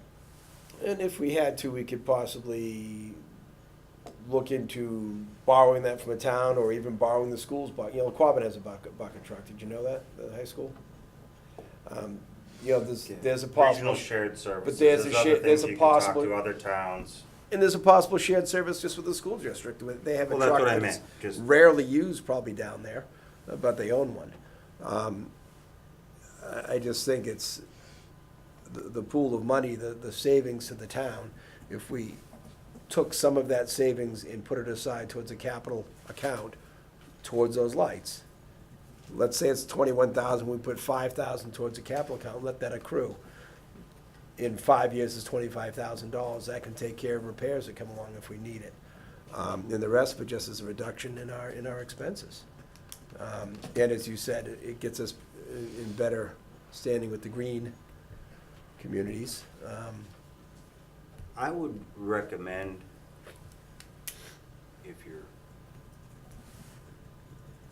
I know we're at that point, we just finished the last Green Communities grant, so we're at that. That's what I'm looking at. Now you know, to let's- reapply. Yep. This probably is the right thing to apply for. Get a total list, I have all that stuff. ready talk go. to a contractor to try to get some budget numbers so that we can build a good application. And I would probably immediately start talking with Scott Farrar because it's gonna go above his head to finalize that license. I got a meeting scheduled with him tomorrow. Okay. Because I knew we were having this discussion today, so I said, depending on what you guys, came up with was kind of how we're gonna attack it, so. Yeah. So in agreement then to look for the grant and replace them? Yep. Yeah, Good. I So believe that'll be that's this the year's right Green move. Communities grant. I think so too. Application. They don't need the $12.50 a fixture. No, I don't think, And that's an throwing insult money give to it the them. trash. Right. They're making their money. They don't need that. You guys wanna make a motion on that, or? Do we need a motion at this point? Just formal. You don't really need it. I know what the You got intent the of the board gist of is. the board, what the board Yeah. wants? Yeah, Okay. I have the Get feeling kind of of the a board. final plan and then we can sit and say, Okay. okay, submit that Yeah, application, this is make what the the, step. this is what the annual maintenance cost is going to be, here's what the annual savings cost is going to be. Yeah. Projected anyways, but. One question, do we have any lighting in town that is underground fed that is still owned by National Grid? I only know of overhead lighting that's National Grid's. Did everything that go around the common that's underground go through a meter? Yes, Okay, so that's cause ours. we pay a meter, we pay. A meter rate for that? Correct. Right. I know that there's some high ones that are off right now in the middle of town. Those should come down, The lights, the lights themselves. those lights should have come down already, Okay. yeah. They should come down, but we can just leave them off. Cause But- if we take them down, National Grid's gonna want us to pay them for it. But we're paying $10 a month to keep them. I would take them down then. We don't need them. I think we turned them off We have a list of as a active test to see how the Yeah, I common think- lighting worked, I but then think we they never went- went and said, Yeah, they weren't could we removed when the common was finished, cause we weren't sure how the lighting was going to be. You guys have But it. I think the believe- test is passed. I would say so, it's been a year. Yeah. So when I talk to them tomorrow, I'll make sure that those on their priority to get those out there. Yeah, and if I recall, there was a couple of them that Scott was having a hard time finding originally, cause he couldn't turn them off, and then he so just make sure he remembers Yeah. He's got what a list of numbers inactives, those were so- that he missed. It's not uncommon.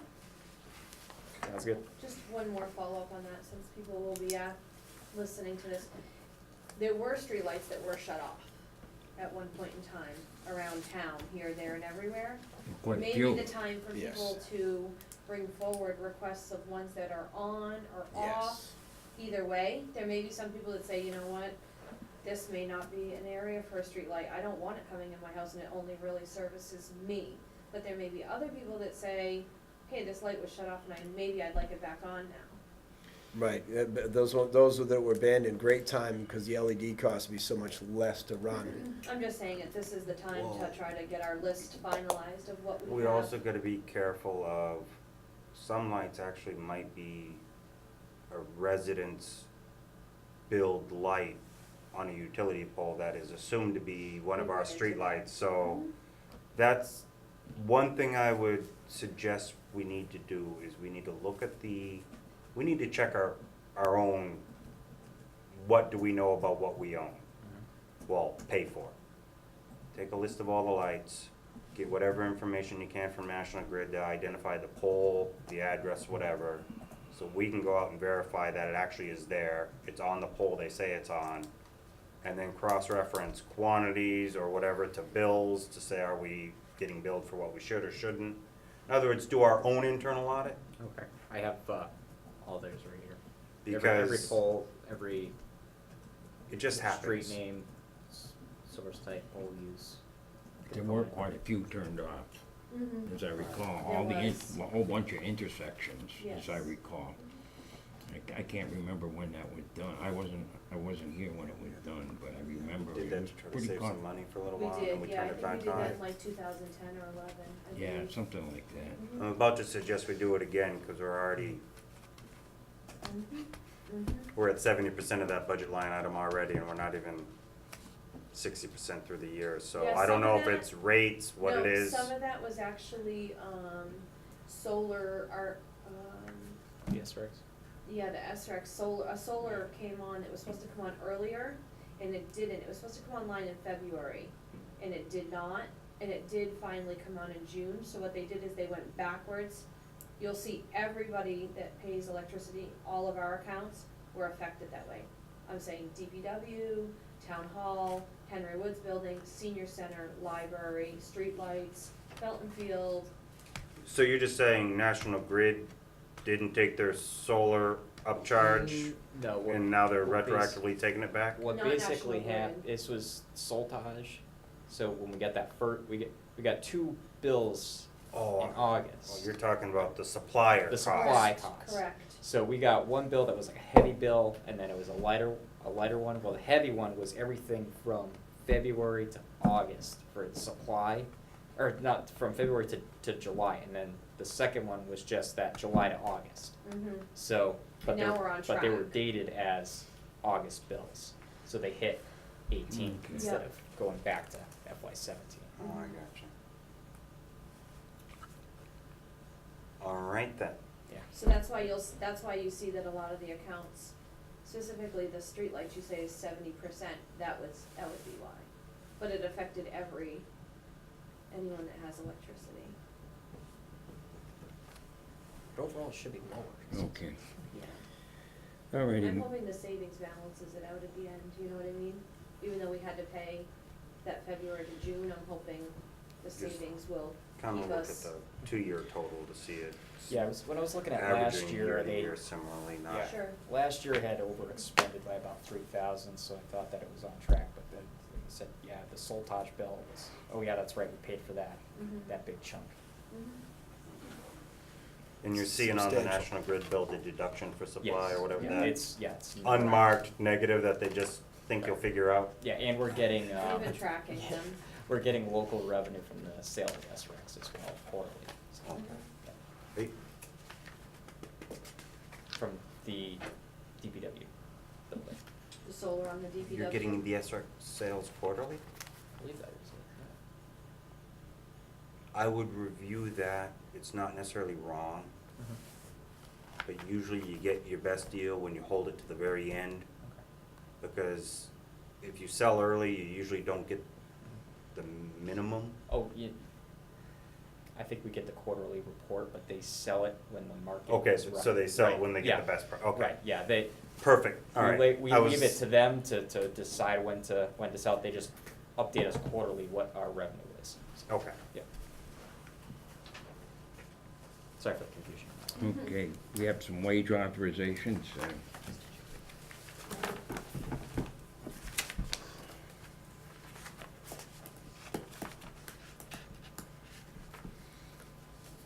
We have for the police department, Kyle Casavant, part-time, 15:38 Mhm.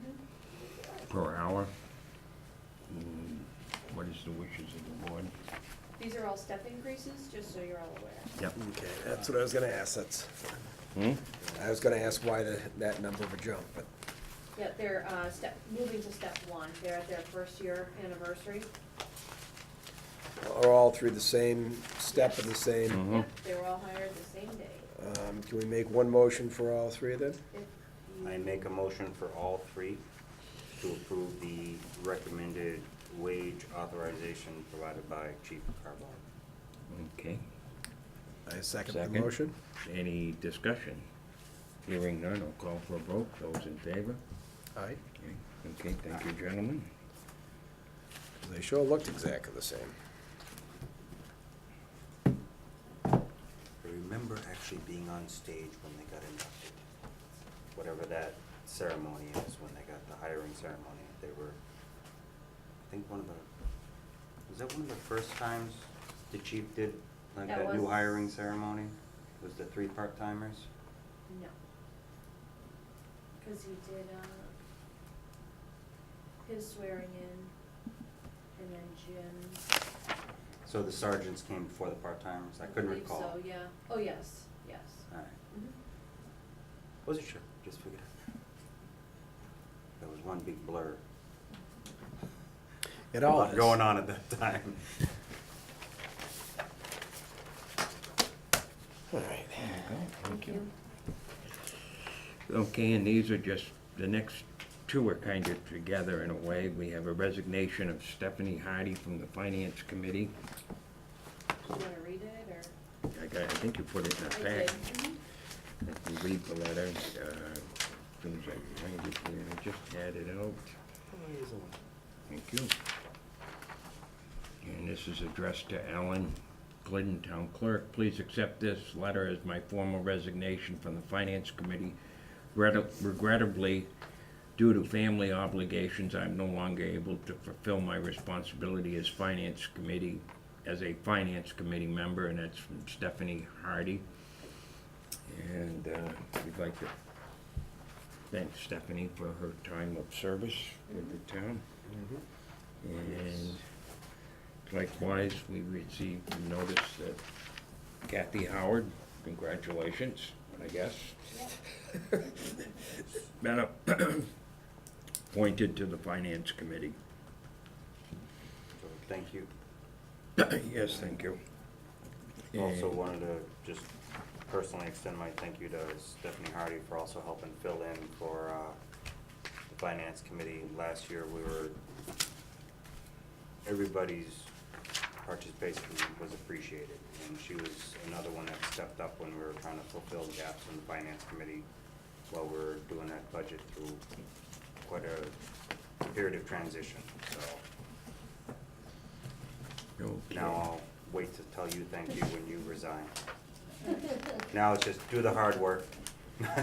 I'm just joking. Okay, and we have a request to use the town property? No, I'm Nope. gonna ask you to swipe that. I thought one was coming in and it never made it Okay. for this Well, meeting, we can so cer- We can pass certainly over that. deal with that one fairly quickly. And we have the common victualers licenses to renew. I don't know how the board wants to, these are all renewals, right? Correct. There's no new ones on here. No. One's new. Which one? Ice House? Yeah. But they had a liquor license last year and they've been in construction, as everybody knows, driving by Worcester Road. They're- Agreed. Yeah, they're looking closer to opening, so that's why we're ready for their common victualler license at this time. Right, I was just saying they're new. I agree, but Yeah, and there is one motor vehicle one on there, on the list. That came in. It's on the top. is that new? It's a renewal. Oh, okay. I actually, speaking of the motor vehicle licenses, I requested, because I don't see that we have any sort of regulations on the motor vehicle licenses, except for what the state states oversees this. So I asked one of our abutting towns to send me, they have like regulations that spell it out, and it's a little more defined. So I think in the future, once I have time to put that together, I'll bring that before you guys to review, so we can come up with something. Okay. Hmm. If you'd like, I'll make a motion. I'll Okay. do one per general Category? category, so make a motion for the motor vehicle license class 2 for A and B marketing to approve that license. Okay, do I have? Second. Second? In favor? Aye. Aye. Okay. I'd like to make a motion to approve all the following for in-holder common victualler licenses.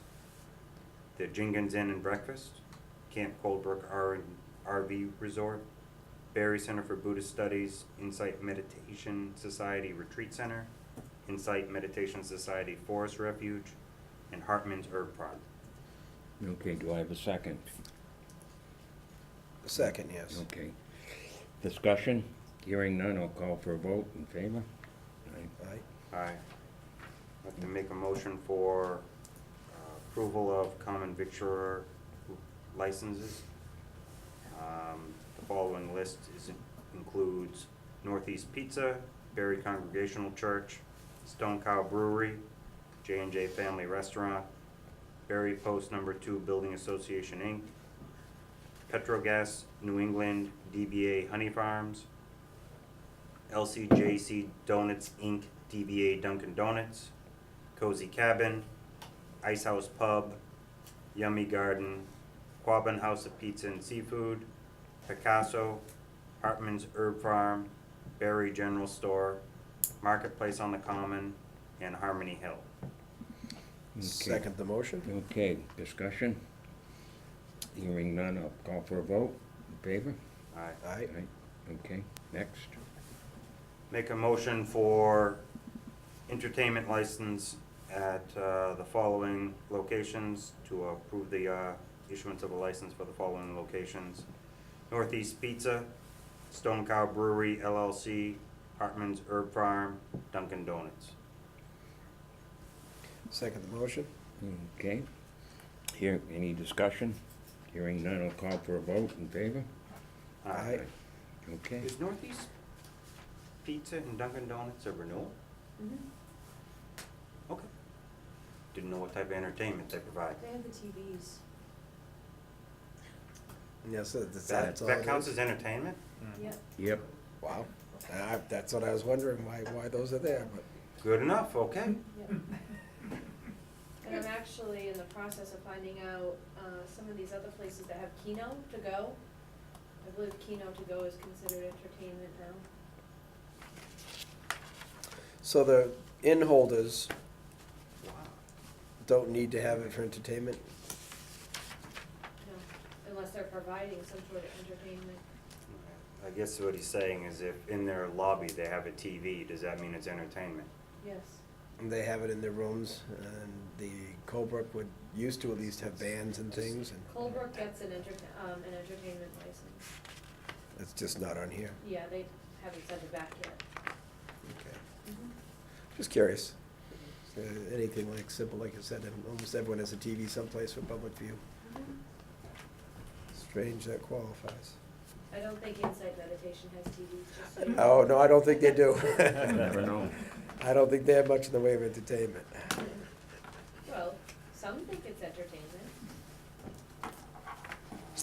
Not that would be defined under these rules, probably. Okay. Correct. But I would think all the other places have entertainment of some sort, even the Air Farm probably has musicians. Or was it just in my packet, I was reading it? Okay. We have a, Finding them, tell them they gotta reply. Well, that's what I was wondering if it was included in the in-hold, but if it's not, it would just be something. Buried somewhere. Didn't want we have to a letter from the State Lottery Commission, et cetera, Executive Director, informing us of that Marketplace on the Common on Moulton Street is planning to offer Keno, which I guess they'll be back in for an update here. Yeah, we're supposed to let them know, let the Lottery Commission know if we have any concerns about this or, opposition. I guess this is another one, we send a letter of Yep. opposition. Yeah, if you But not- object to them having Keno, then we'll send them a letter. Yeah, I certainly don't. I'm okay with it. So no action required then? No. Okay. Okay. We have a discussion on the transfer station, and we've got to discuss the meeting tomorrow night as well.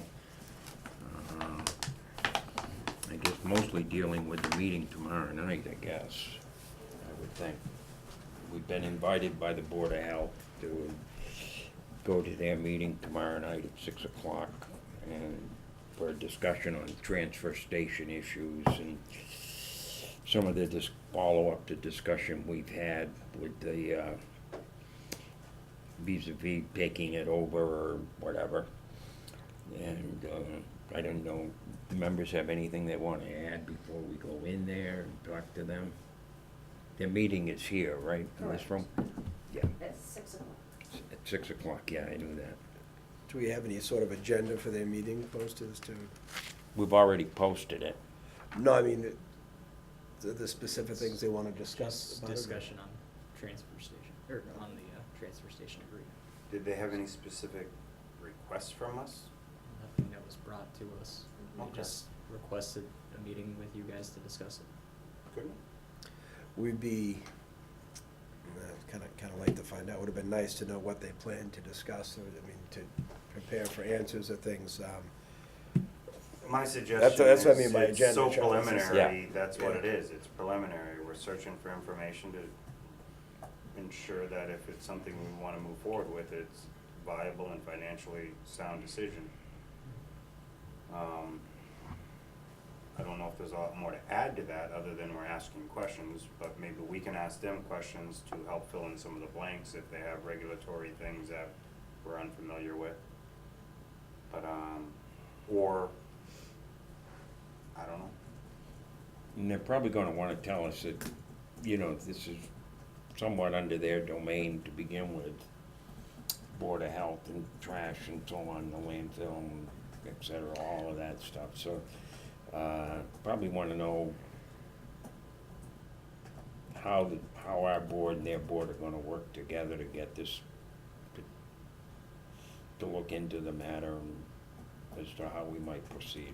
And we need to look into that. Something Matt brought up last time was the fact that, you can't be the one that's in charge of it and have the oversight on it at the same time. So, it might be a good opportunity for this board to take control of the functioning of it, the running of it, and then they are the oversight, and we have that Yeah, relationship. that could be too. That relationship should exist that way, and if it doesn't now, that's just another positive point to, Yeah. having another party, run it, you know, whether it's under our direction or another department head's direction, however we decide to establish it. At least then we'd have a legitimate oversight, separate in a separate board, which I think we should have for that. I mean, I think we need to approach it as like a partnership in it. Each person has each entity has their role.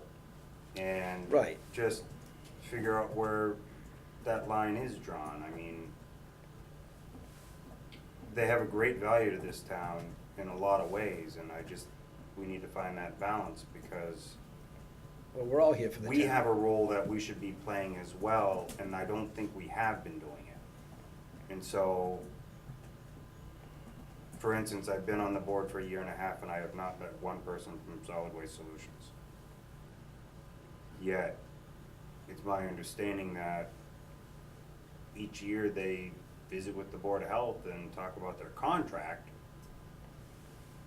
talk about what they want to do with the site, which is fine, but as I perceive it, that talk should be, what do I have to do this at the site?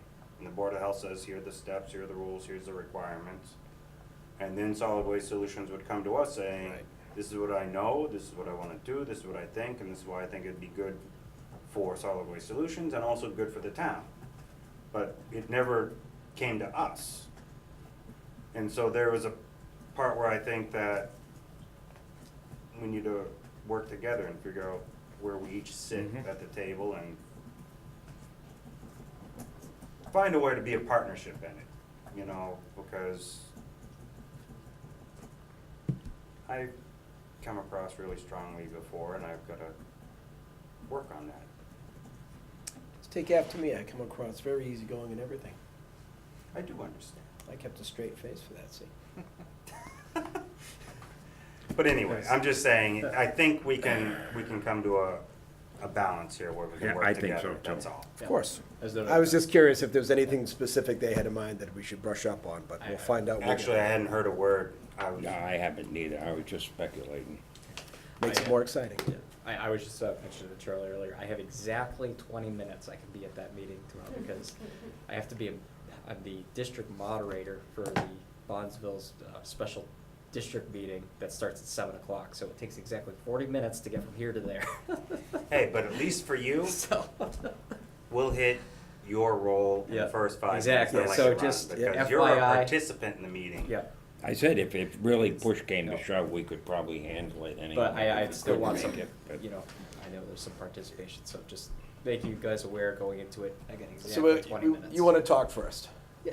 Okay. Well, I also if I think got it's something more to of an talk about- outline discussion. Yeah. I think so too. It's not something I think we should really get into any of the weeds on the details, because we don't know them yet. It's more about pursuing the bigger picture, so it's kind of a big picture. Here's an outline, what we think. If it takes more than an hour, we went beyond the benefit of the meeting. I think you'll find when we get to the I don't think DPW it'll commission take meeting long. next week, we'll I have, just meant. we should have a good discussion at the DPW commission meeting next week on this. Mhm. We did make it out to Groton with, also with Joe Rogowski and Jason, so we spent a few hours out there at Groton. We talked to their representative with the DEP. They've given us a local representatives to deal with here, but we'll get into all that next week. We had a good visit out there, so.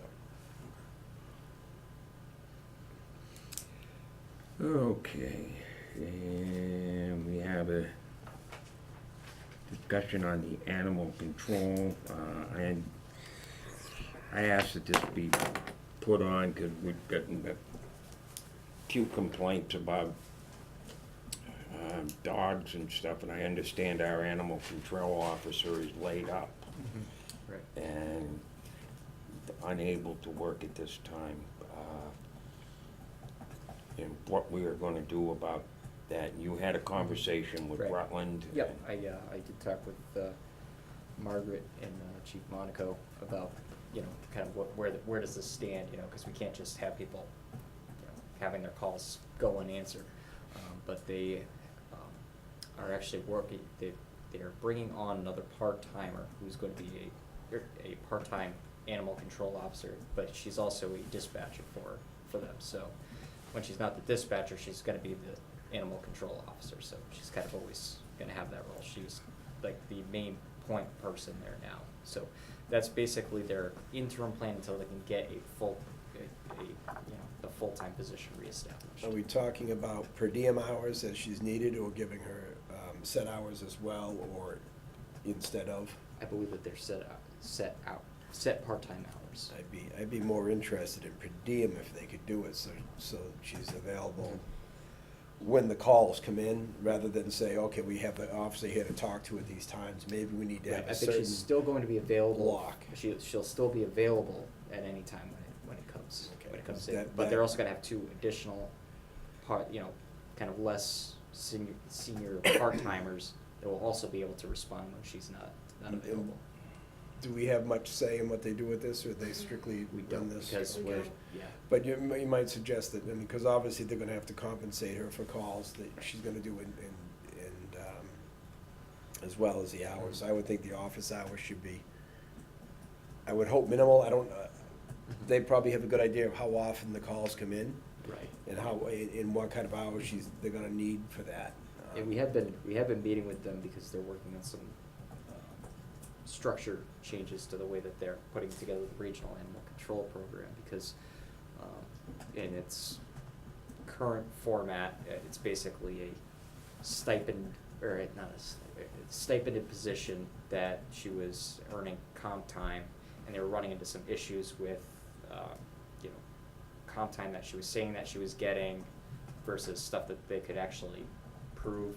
So they're changing that model and going to an actual salaried position of a animal control officer, who's gonna have structured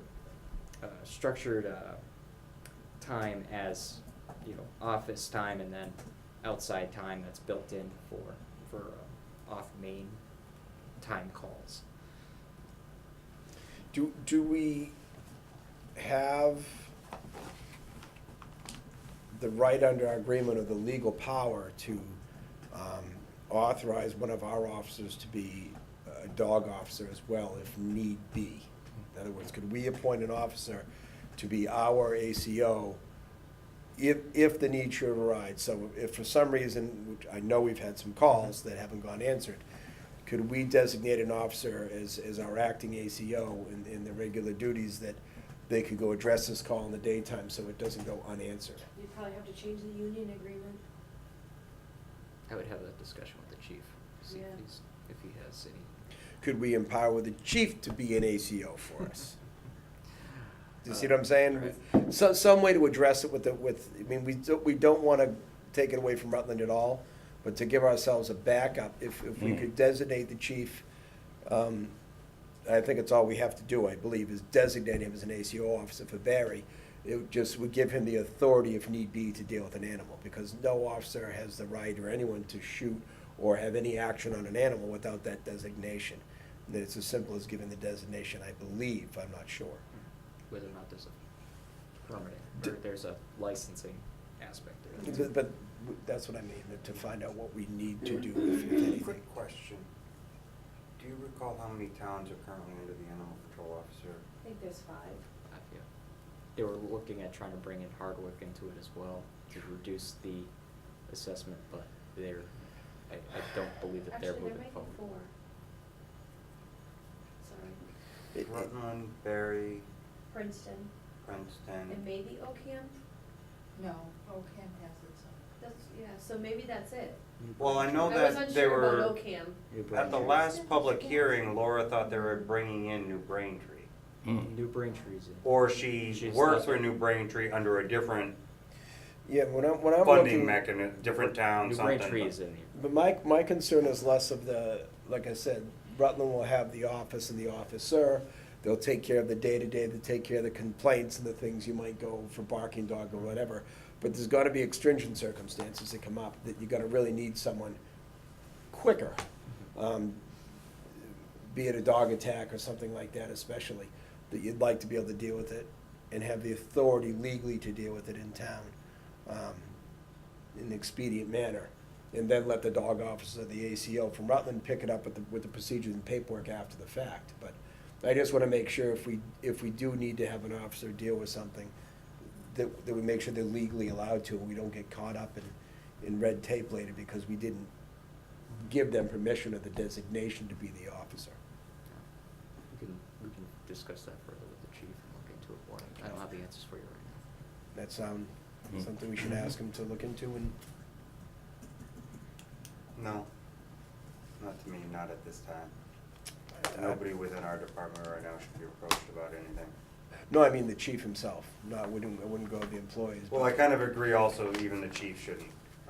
And the reason I say that is there'll be bound to be times where he's in conflict with his own position.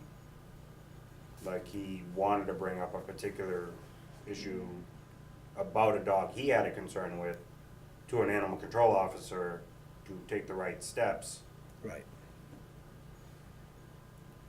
He still needs to have an animal control officer, so he's kind of already doing that in a way, but all he can do is, I need an animal control officer. So all he's doing is putting it in a notebook anyway, which he's already doing, and waiting for someone to show up to then do something about it. right, and I mean Because he procedurally. cannot take the animal.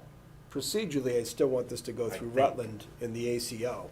I'm saying legally, I think before we could have somebody deal with an animal issue, if something came up, we just need somebody designated that can do it.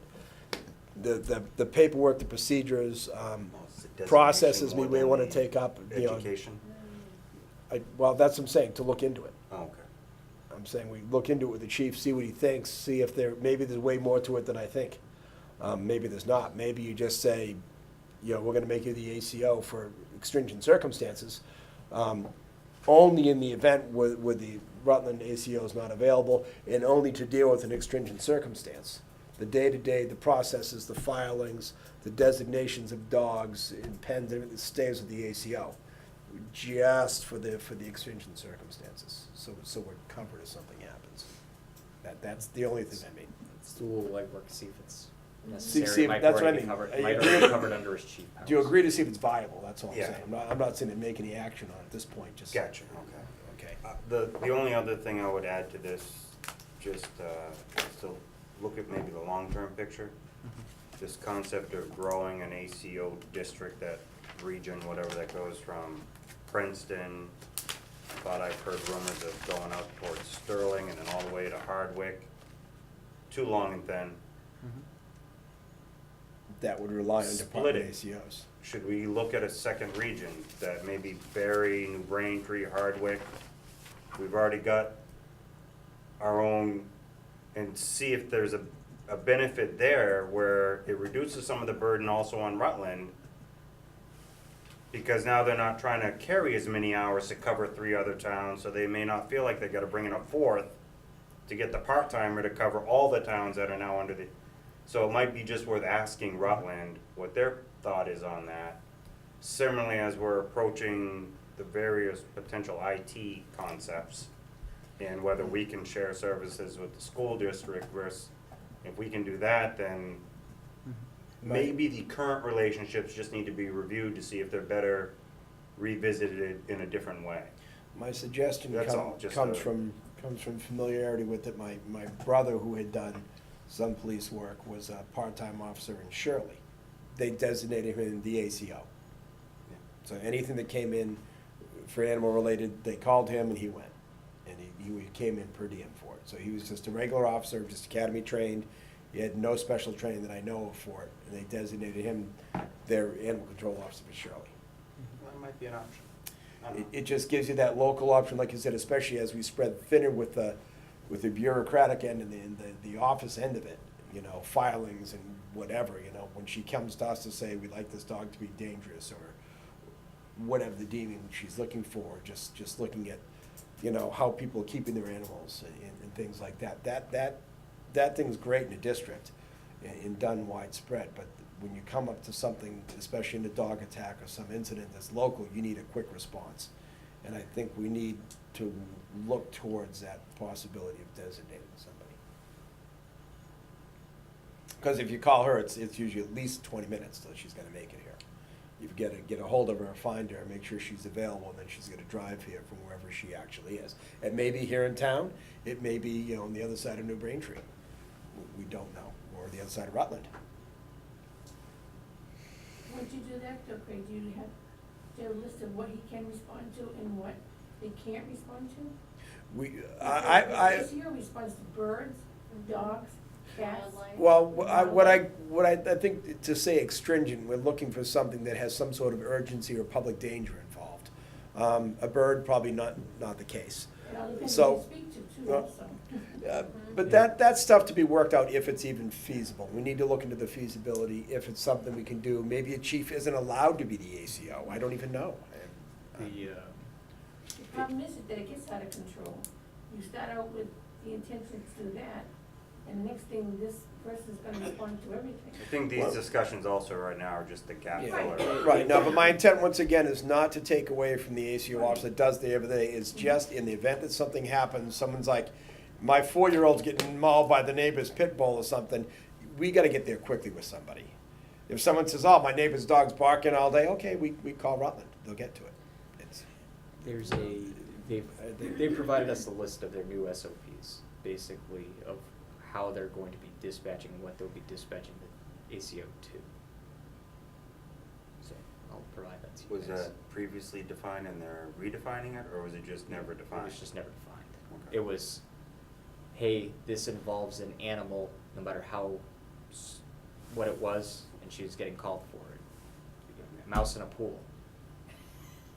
Call an exterminator, don't call it an ACO. well, right, and there's probably only Yeah. certain things, certain types of animals that are restricted that you can't, like, if you think a dog's a rabid dog, any officer doesn't have the legal authority to shoot a rabid dog. It's supposed to be the ACO or an environmental police officer. You can't deal with certain things legally without having ramifications. But I don't know if that applies to rabbits and birds and squirrels, or if it's just dogs, cats, and other domesticated animals that fall into I'll those I'll rules. forward you guys those SOPs for you guys to look over, and I'll try to get some other answers about functions. Thank you. All right. We know they've come across bulls in the road. I remember the interesting article about how they determined it was a bull, remember? That when they looked underneath and People used to think if they had horns, it was a bull. yeah, but he looked underneath the Yes. appropriate parts. That's okay. I didn't want to go Gotta all do the it. way, but I had to. I remember that article and you must have been just. Okay. Yeah, and just to let you know, the meeting for Stetson is Friday morning. I guess I will be going, and one member of the board, and police chief, and you're there. Not quite the way we wanted, but I think one thing I wanted for them to eventually come to this board and talk to us. Board, maybe we can come up with some guidelines or something. So. The city of Gardner has concerns about the Monty Tech School Committee and how they're contemplate changing the agreement, the regional district agreement, which I believe has to go to all the towns in the school district, just like Quabbin would be voted on. I don't know, I had mentioned it to Fay, and we talked a little bit about it earlier this afternoon.